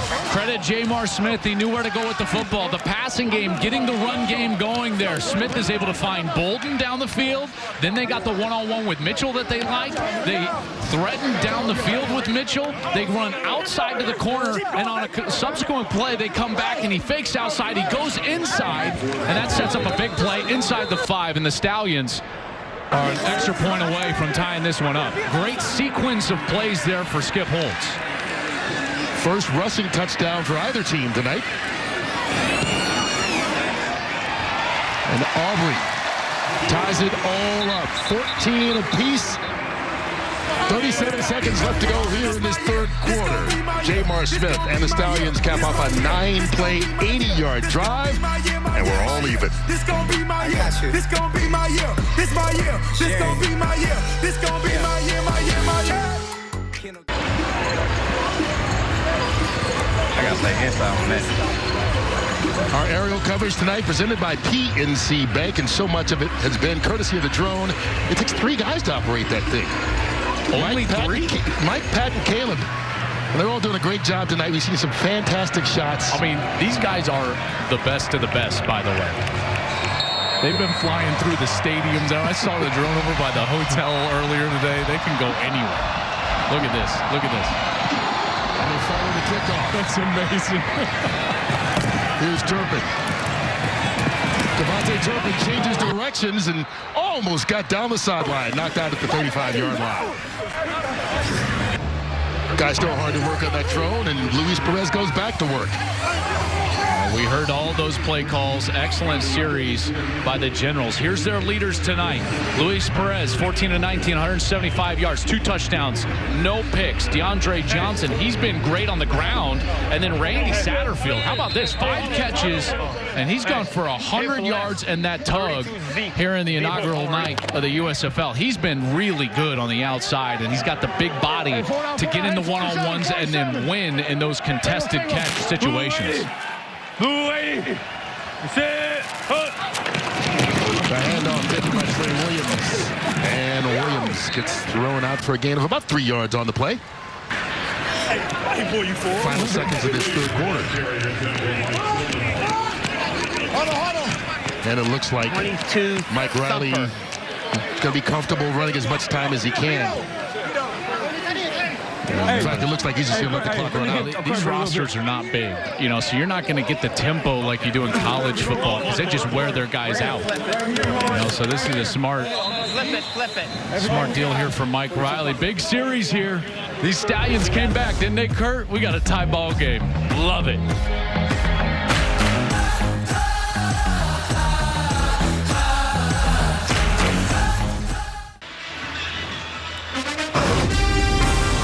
Well, this is the first of 40 regular season games in the USFL season. That championship trophy will be awarded at the Pro Football Hall of Fame when the championship game is played 4th of July weekend. But right now, we're here at Protective Stadium in Birmingham, where the New Jersey Generals and the Birmingham Stallions are all even at 14 apiece as we get ready to start the fourth quarter here on Fox and NBC. Kurt Menefee along with Joel Klatt and Brock Hewitt bringing you the coverage of this inaugural game in the USFL. And it's been pretty even so far, but it's been pretty exciting as well. A lot of big plays along the way, a lot of big hits on defense, Joel.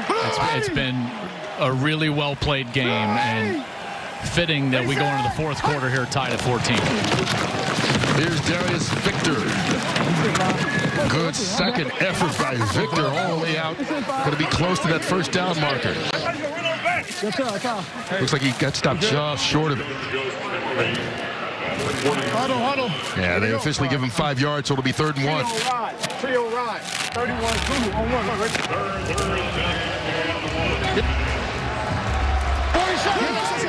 One in here.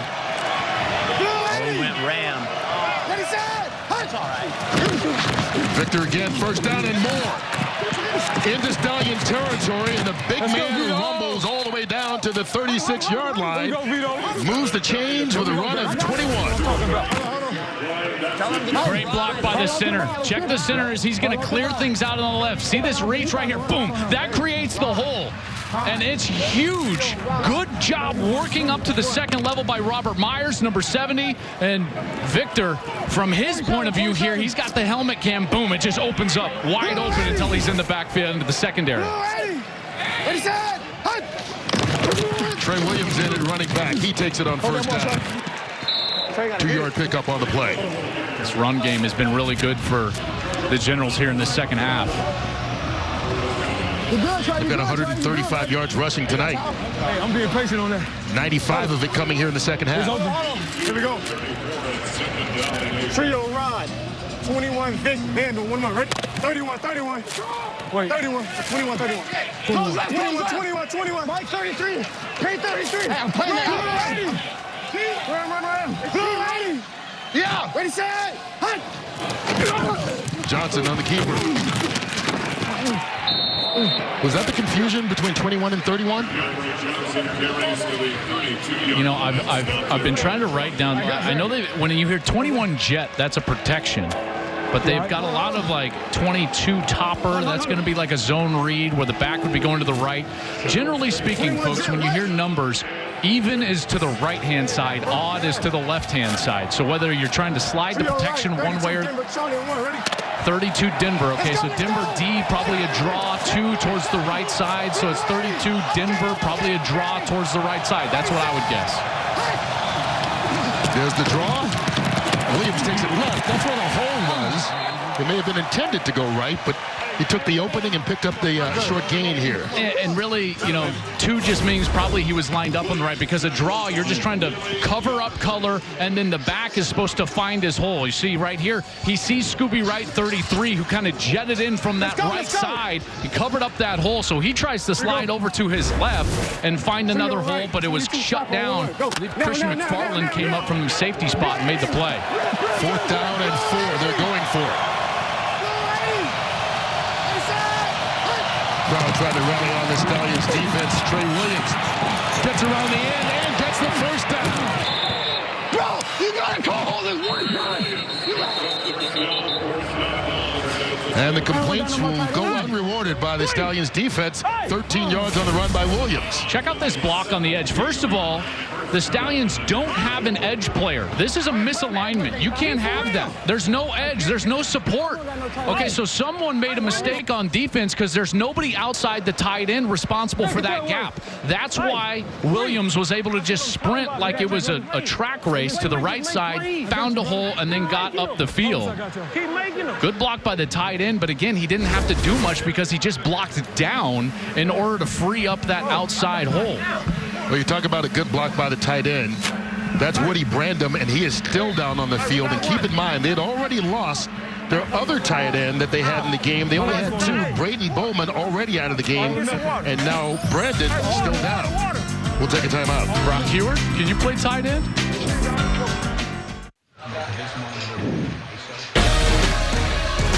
Well, this is a busy weekend for Jeff Fisher. Tomorrow's Easter Sunday, and we saw him perform at halftime tonight with the studio crew. And then tomorrow, his Michigan Panthers will take on Kevin Sumlin's Houston Gamblers.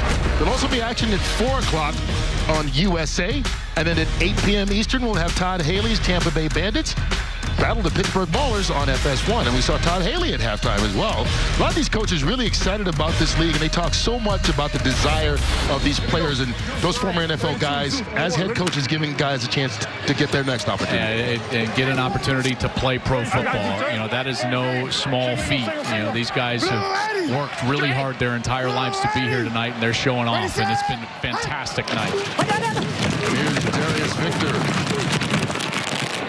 And what happened during that play, you saw Brandon go out of the game, and so they have to make a tackle, number 70, Robert Myers, their tight end. So basically, they're playing with 6 offensive linemen right now. And now Brandon goes back in the game. So Myers is thinking to himself, hey, guys, like, you let me play tight end for one play and didn't throw it to me? He's thinking to himself, like, Coach, this is not right. He thought he was going to get the rest of the game at tight end and get the winning touchdown, I guarantee you. He was dreaming of it. Well, maybe on a tackle eligible, they'll give him the winning touchdown. Maybe. Who knows? You can only hope, right? So Brandon back in the game. That's good to see. You see the rushing yards. The Generals have really ratcheted up their ability to win at the line of scrimmage in the last 2 drives with those 117 yards on the ground. Yeah, in fact, this drive has been 8 plays. All 8 have been on the ground. Close left, that's right. Hey, play the pull. Hey, 31, easy. 31, He's running it on the left side, it looks like. 9 plays, 9 runs. Big run run. That time by Victor. First and goal it'll be. Victor picking up 9 on the run. Well, when you look at this from this high sky camera vantage point, you're going to see the double team get movement and the backside tackle. Yes, that was our man, the tight end Robert Myers, who goes down to tackle. He gets movement, and that whole side gets washed down, and the running back gets the cutback lane. Excellent job finding that hole. Darius Victor's 11th carry of the game. Just a short pickup there.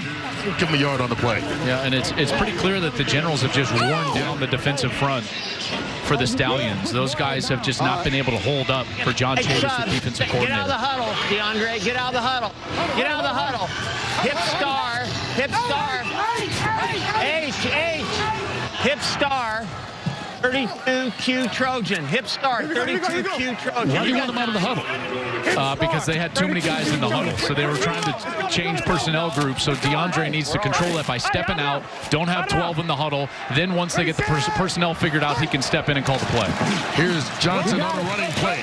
Gets around the end, gets a block, and dives for the touchdown.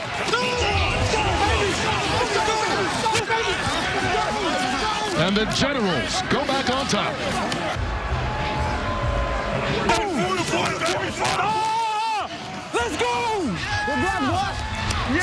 11-play drive, 66 yards, and a touchdown by Johnson. And getting that edge again, we've seen them get outside the contain of the Stallions a few different times on that series. Good block on the outside. Look at Williams, Trey Williams, get out there and cut the outside, gives Johnson a chance to dive for the pylon, and he's able to do it. And the Generals get a touchdown. What a great series and a dominant series in the run game. High snap, but they get it down, and Nick Rose gets it through this time. He's 3 for 3 on extra points, and that's what they need because they've got a 7-point lead right now and all fired up on the sidelines after the touchdown run by their quarterback, Johnson.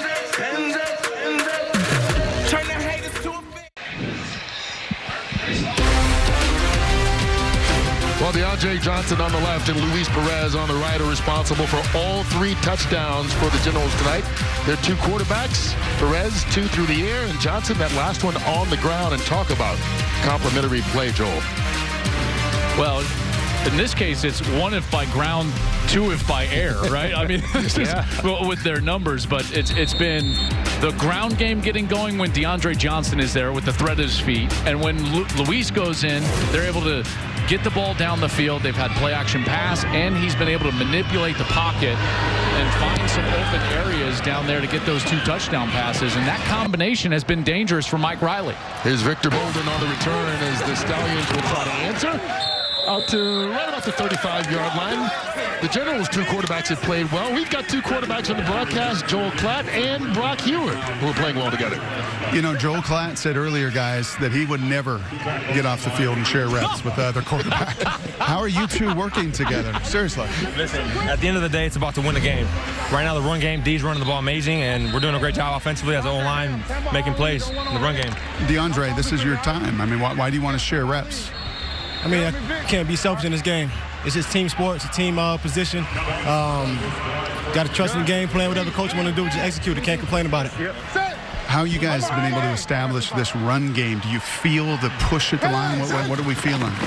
Man, I'll probably say, man, just the mentality. We got guys that's hungry, guys that's committed, guys that's buying into what Coach Riley is trying to do offensively. And we got one goal: win the game, 1-0, no matter what position that we play. I'll let you guys get back to those iPads. All right, big 12-yard run by Victor Bolden. And now that we have stomped all over the selfishness of Joel Klatt, I'm just going to be over here picking myself off the ground after that bus rolled over me, driven by Brock Hewitt. He may have backed it up, Brock. Too, boy, I tell you. He did. I think he did back it up a couple of times. The movement on a defensive line, free play. Marlon Williams had a chance at a big gain, but he dropped it. And the neutral's on. Neutral's on infraction. Defense, number 90, is in the zone of snap. 5-yard penalty, first down. That's on Toby Johnson. You can see he jumped early, and that was a free play. And Jamar Smith did exactly what he should do, and he took a shot down the field. Thought Marlon Williams would make that adjustment, but he just wasn't able to hold on.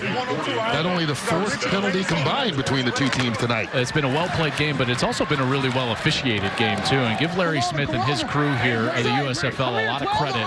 I know there's one proud man sitting back in Los Angeles in the command center, and that's Mike Pereira. Yeah, we haven't heard from Mike.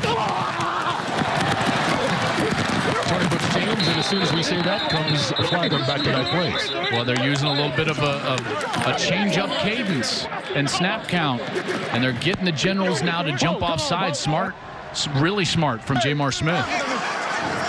Offside, defense number 95. 5-yard penalty from the previous spot will result in a first down.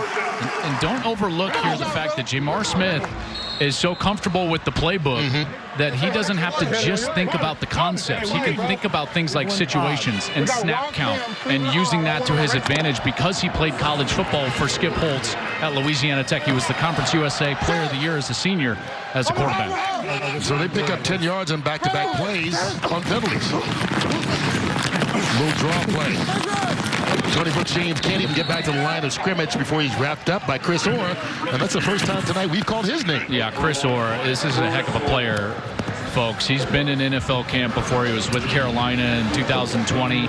He was back in Wisconsin trying to be a part of their staff when he was drafted by the USFL. Terrific career from 2017 to 2020 there with the Badgers. Was a part of great defenses. Playing for Jim Leonard, their defensive coordinator. He would fly around. Zach Bond and they were sack machines. Just a guy who loves football. Here's Jamar Smith. Wide open. Brooks James. Tried to cut it back. Lost his footing. This is going to fall short of the first down marker. Yeah, and Jamar Smith doing a great job getting through his progression, and now he's going to try to go fast with tempo in order to get this first down here on 3rd and short.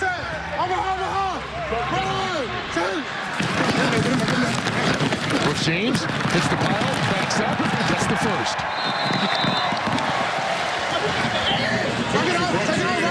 Now they'll go back and huddle. Remember now,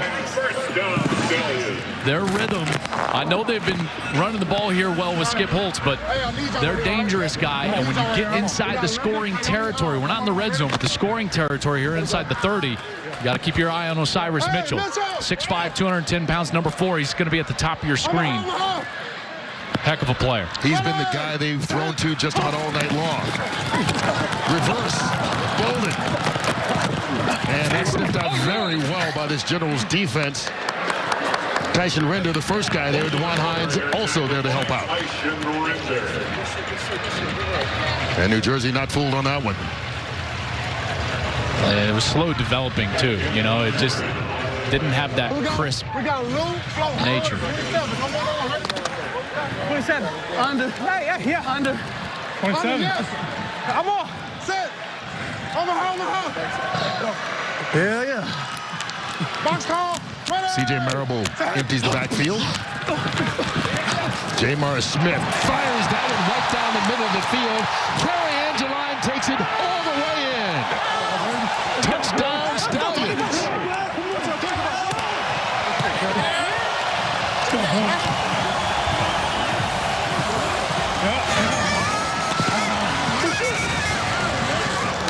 And the kids at home have reason to cheer. They're an extra point away from tying this thing up with less than 6 minutes left. Really good route. Nice job. Excellent read from Jamar Smith. Right down the middle of the field. And Skip Holtz told Brock at halftime, we've got things available. We just need to settle down and hit those opportunities. And Jamar Smith has been able to hit those opportunities in the last 2 series. Brandon Aubrey puts it through, and we're tied again. 21-21.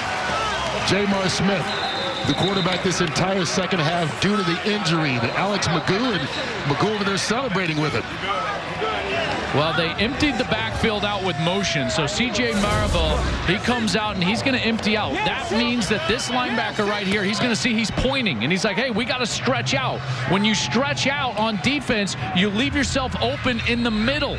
and that's exactly what happens, and they were able to exploit the middle of the field because the defense had to widen, and those holes became bigger. Jamar Smith and Angeline are able to exploit it right down the middle of the field, and credit the tight end because Kerry Angeline, he goes in there, and I thought that was a great route because once he got on top of the linebacker over him, he just settled softly in that zone, knowing that if he ran hard, he could have gotten covered up by that safety. Jamar Smith, excellent play, timing, ball placement, great touchdown for the Stallions. 28-yard touchdown pass to Kerry Angeline. And Angeline last season spent time with the Arizona Cardinals, the Philadelphia Eagles, a guy who's just that close to being able to make it, making the touchdown here. And you know what? People were wondering about that betting line, the over-under. Let's see, that's 21-21, so that's 42. So Angeline is now the favorite of anyone that took that over here. It was 39.5 to start the night. That has been blown away, and we're tied. I'm not going to mention anybody who in our production meeting thought about taking the under. Here's Turpin.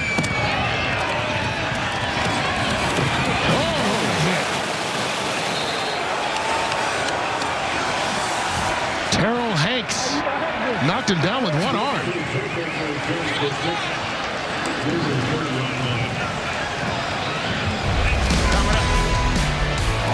Well, it's been a great show by these quarterbacks.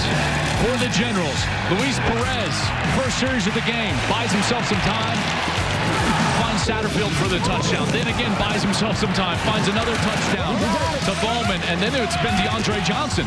He has been a spark in this second half of the run game. They have been dominant on the ground, and it'll be Johnson again on this series with Victor behind him at the tailback position. Yeah, at least taking the first snap so far, and he's under center. First and 10 from the 33. Some movement on the right side. No flag on the play so far, and that'll be Turpin running around the end.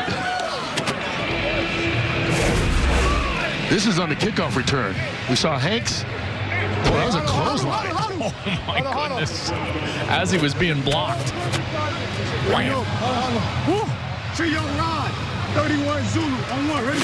Again, we've seen some hits by these defenses. Yes, sir. There has been some good football tonight. 36. And for the most part, good, clean football. A great start to the USFL. Victor. Short pickup of 2. Now, this is a big play. Let's see what Mike Riley does here. Vito. Look for the tight end here now. Let's go trio right. 21 jet hunt. Hero. Trio right. 21 jet hero. Here we go. Trio right. 21 jet hero on one. Ready? All right, let's see what hero means. Said he wanted to look for the tight end. There's your tight end. That's Woodman looking for the 43-yard line. Johnson pulls it down, gets the 43 and a little bit more into Stallion territory, moves the chains, and that's another first down for this Generals offense. Boy, and he was going to have the tight end as well, but he sees the left side be open. Deuce Lion, 32 Zeus. Here we go. Deuce Lion, 32 Zeus. And no tag on that Zeus, so this is just going to be a straight handoff. Zone to the right side, 3-2. Back lines up to the left. They're running it over to the right. We can't run the fly sweep out of it. Okay, here we go. 32 Zeus. Johnson on the keeper. A couple of moves, shows his speed, and another first down. I mean, this is what I love about Johnson is that they can just run the run play, and then he can read it. 3 wides. And he's clearly got the keys to do that in this. They call the run play. He can just read the defensive end. Let's go trio right. Who's in? Okay, trio right. 22 thumper. 22 thumper. Trio right. Hey, let the clock go down here a little bit. Trio right. 22 thumper. You're Mike Riley encouraging his team with only one timeout left to let that clock run so that hopefully with their next score, they can put the Stallions in a really tough position to try and come back and even it. Darius Victor. Why not hand it off to him? 2-yard run. I'll give it to you. Trio Lion. Trio Lion. 32 Zeus. Trio Lion 32 Zeus. They're calling that same zone on the right side, but remember now, DeAndre Johnson clearly has the ability to just read the backside defensive end. That defensive end will be on his left. 2:45 on the clock. And then he's reading this defensive end. Sorry about that part. 17 consecutive runs now. Darius Victor. There is a flag on the play, however, as he gets near the first down marker, but let's see what the penalty is. Penalty flag on the play.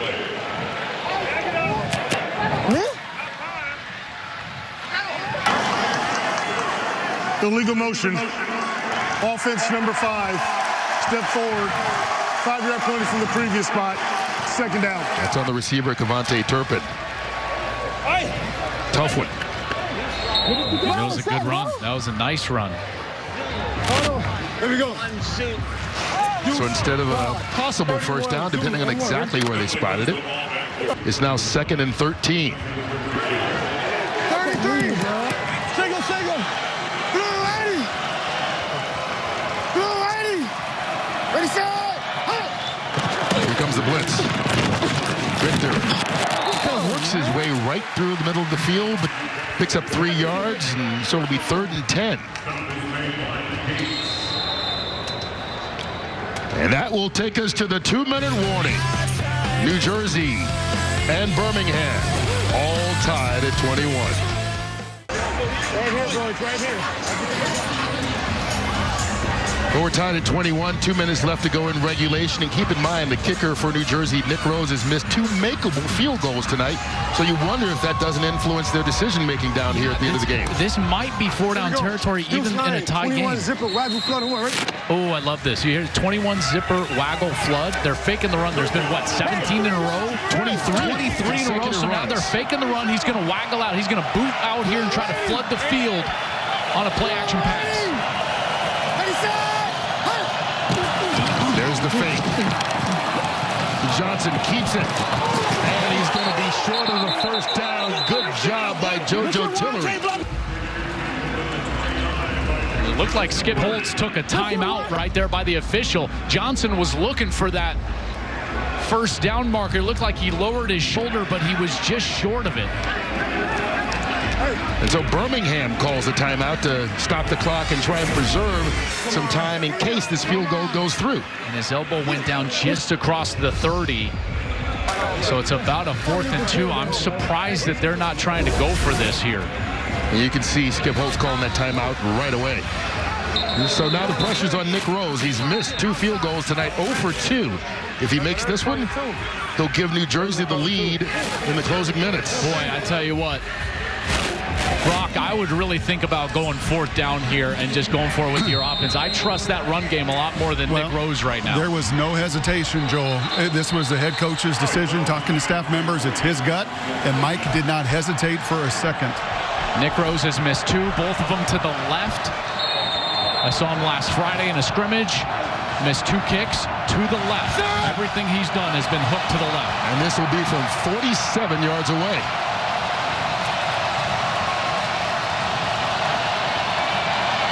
The hold by Brock Miller, and he makes it. It went to the left, but just good enough. And Nick Rose gives New Jersey a 3-point lead with 1:49 left on the clock. What a clutch kick by Nick Rose, stepping up after 2 misses. A great series by DeAndre Johnson and Rose. That is manning up and making a kick right there, giving the Generals a 3-point lead.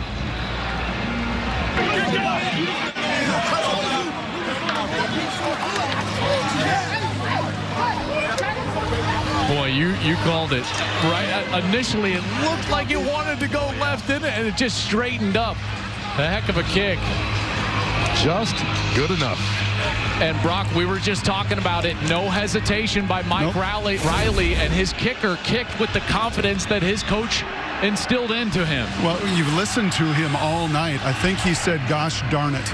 I think that was the maddest he got at anybody all night, right? I mean, he has poise. He has encouragement. Turpin jumps off sides, gives him a thumbs up.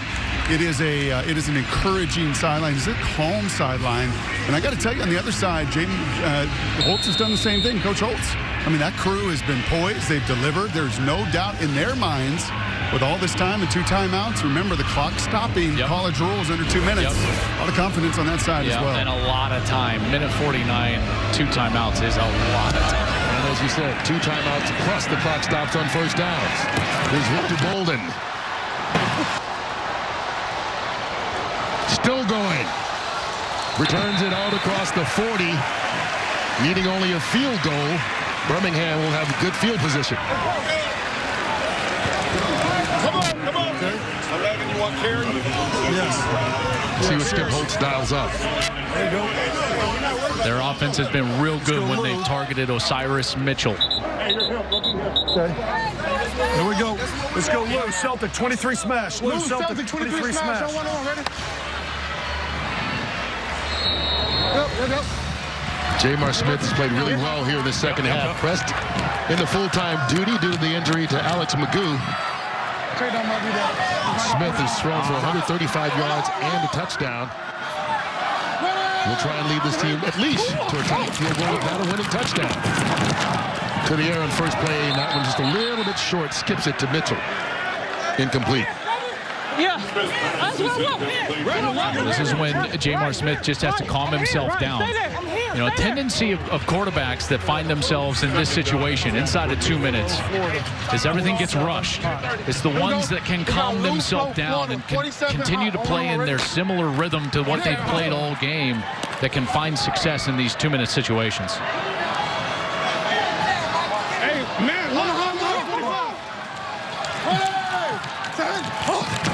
Smith pulls it down, got the open field, slides right at midfield. He slid just about a yard short, so the clock will keep going. Had he gotten 1 more yard, they could have stopped that clock without using a timeout. That's right, and right where he gives himself up, that's where the ball is spotted, and it was short of the sticks.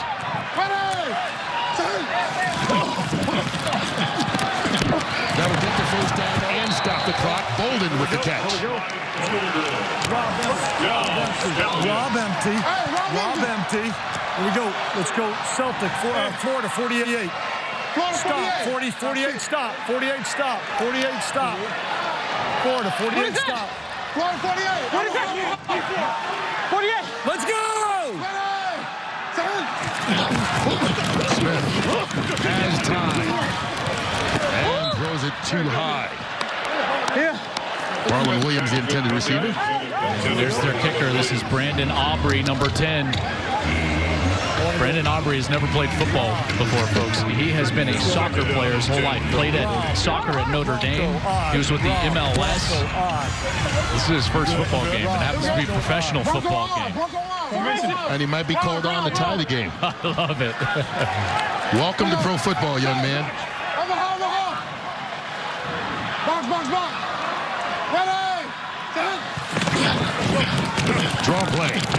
CJ Marable, face mask. It looked like on the play, and they get it.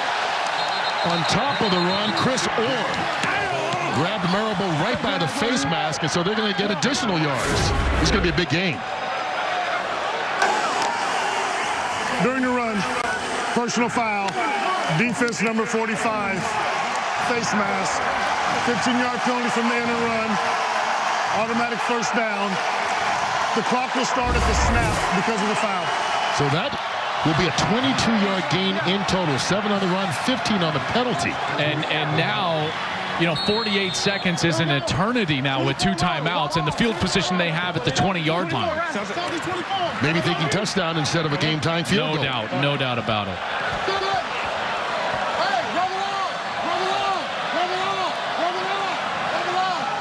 Gotcha. Here's Smith. Towards the end zone, overthrew Angeline, incomplete.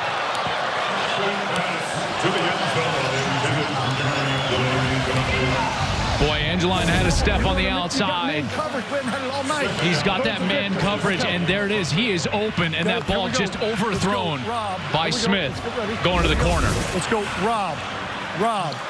Let's go Bronco Odd. Rob, Bronco Odd. Bronco Odd. Rob. Bronco Odd, here we go. Set.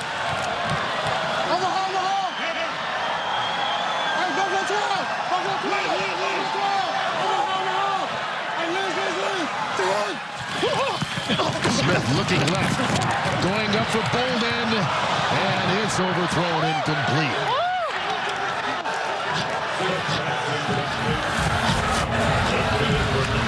Trayvon Askew Henry played a ton of football for West Virginia.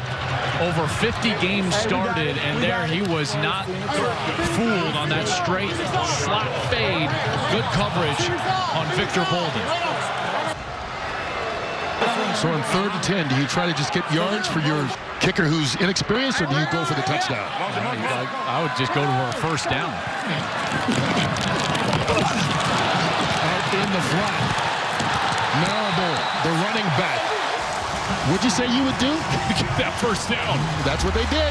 And a great block on the outside.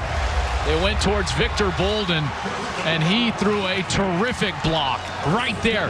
Got Marble out to the outside. Another great block by Williams, number 17. Sets up a 1st and goal for the Stallions here inside the 35 seconds. NDI. I got timeout. Gain of 13, balls on the 7-yard line. 33 seconds left.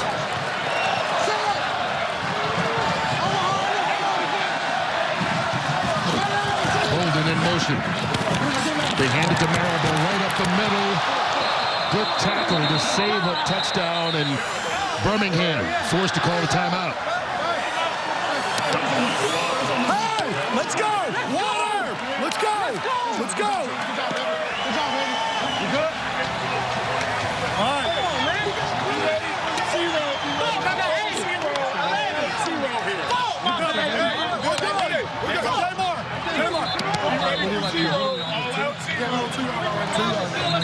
How do you understand anything in the chaos? I want Rio. I want Rob Hack. Rob Hack, Rodeo 28 now. Rob Hack, Rodeo 28 now.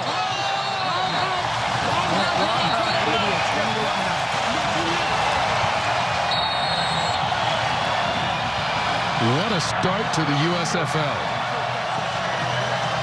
24-21, Birmingham. 10th play of the drive. Going for the win.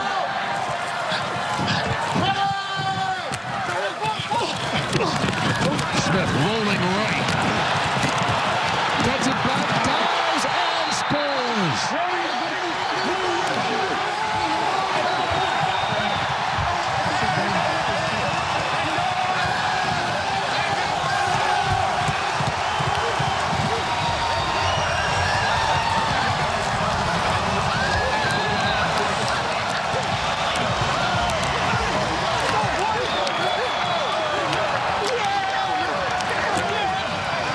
Skip Holtz and the hometown Stallions take the lead with 23 seconds left. And just a great read by Jamar Smith on the outside.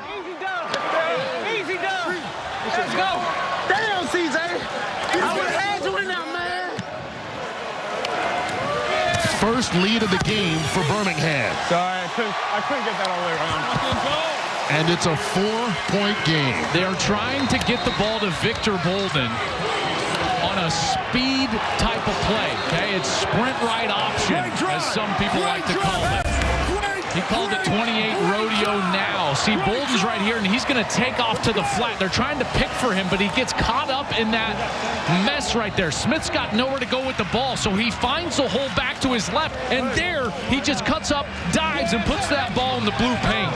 Excellent job by Jamar Smith. Didn't have his initial read, and he didn't panic, and he didn't just throw the ball away. Scooby Wright loving it on the sideline, and he should, because his quarterback just gave the hometown Stallions a 4-point lead with 23 seconds to go. Well, also, let's not lose sight of that kick by Brandon Aubrey. We talked about the fact he had never kicked in a football game until tonight. Yes, he's made 4 extra points, but there's a lot of pressure on that one. If he doesn't make it, it's a 3-point game, making New Jersey just kick away from tie it, but now they need a touchdown. Yeah, and, you know, I guess the pride of Notre Dame soccer right now, right, as he comes in and makes that extra point. It is interesting, though. Brandon Aubrey, number 10, the kicker, he took Notre Dame's penalty kicks. So he's used to maybe that pressure. I guess it's the only thing that you would think of that's similar to kicking a field goal. He was 5 for 5 in his Irish career on PKs, on penalty kicks. And so he stepped up and knocked that extra point home and gave him the 4-point lead. All right, Devontae Turpin's a dangerous return man. They need him to make a big play, and he gets it out to the 35-yard line. 18 ticks left on the clock.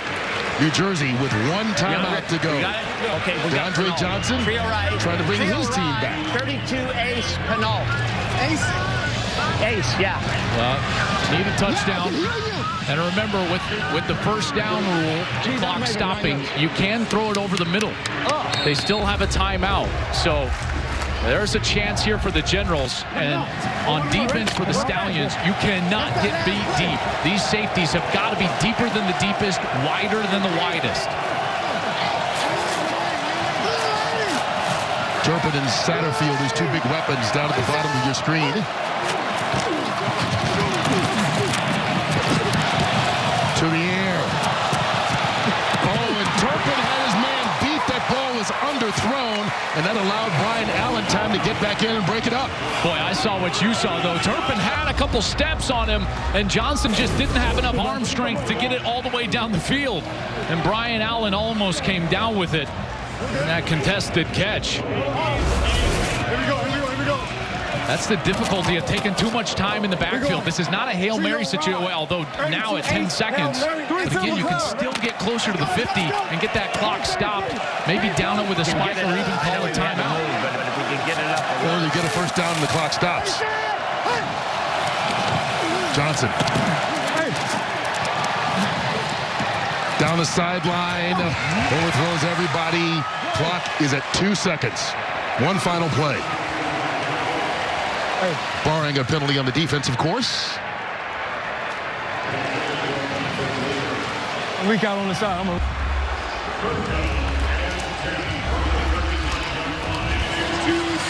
One play left. Here we go. Trio ride. 32 ace. Hail Mary. Wall. One of my ready. Let's go. I think we can all interpret that Hail Mary. That's right. They need a prayer answered. Will it be here on Easter weekend? No. That'll do it. And the hometown Birmingham Stallions win the inaugural game of the USFL in front of the home folks. 28-24 the final. Jamar Smith with the game-winning touchdown in the final seconds. Hey, you know it's all love, baby.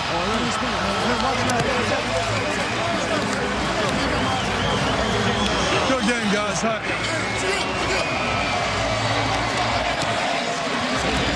Hell of a game, guys. Hell of a game.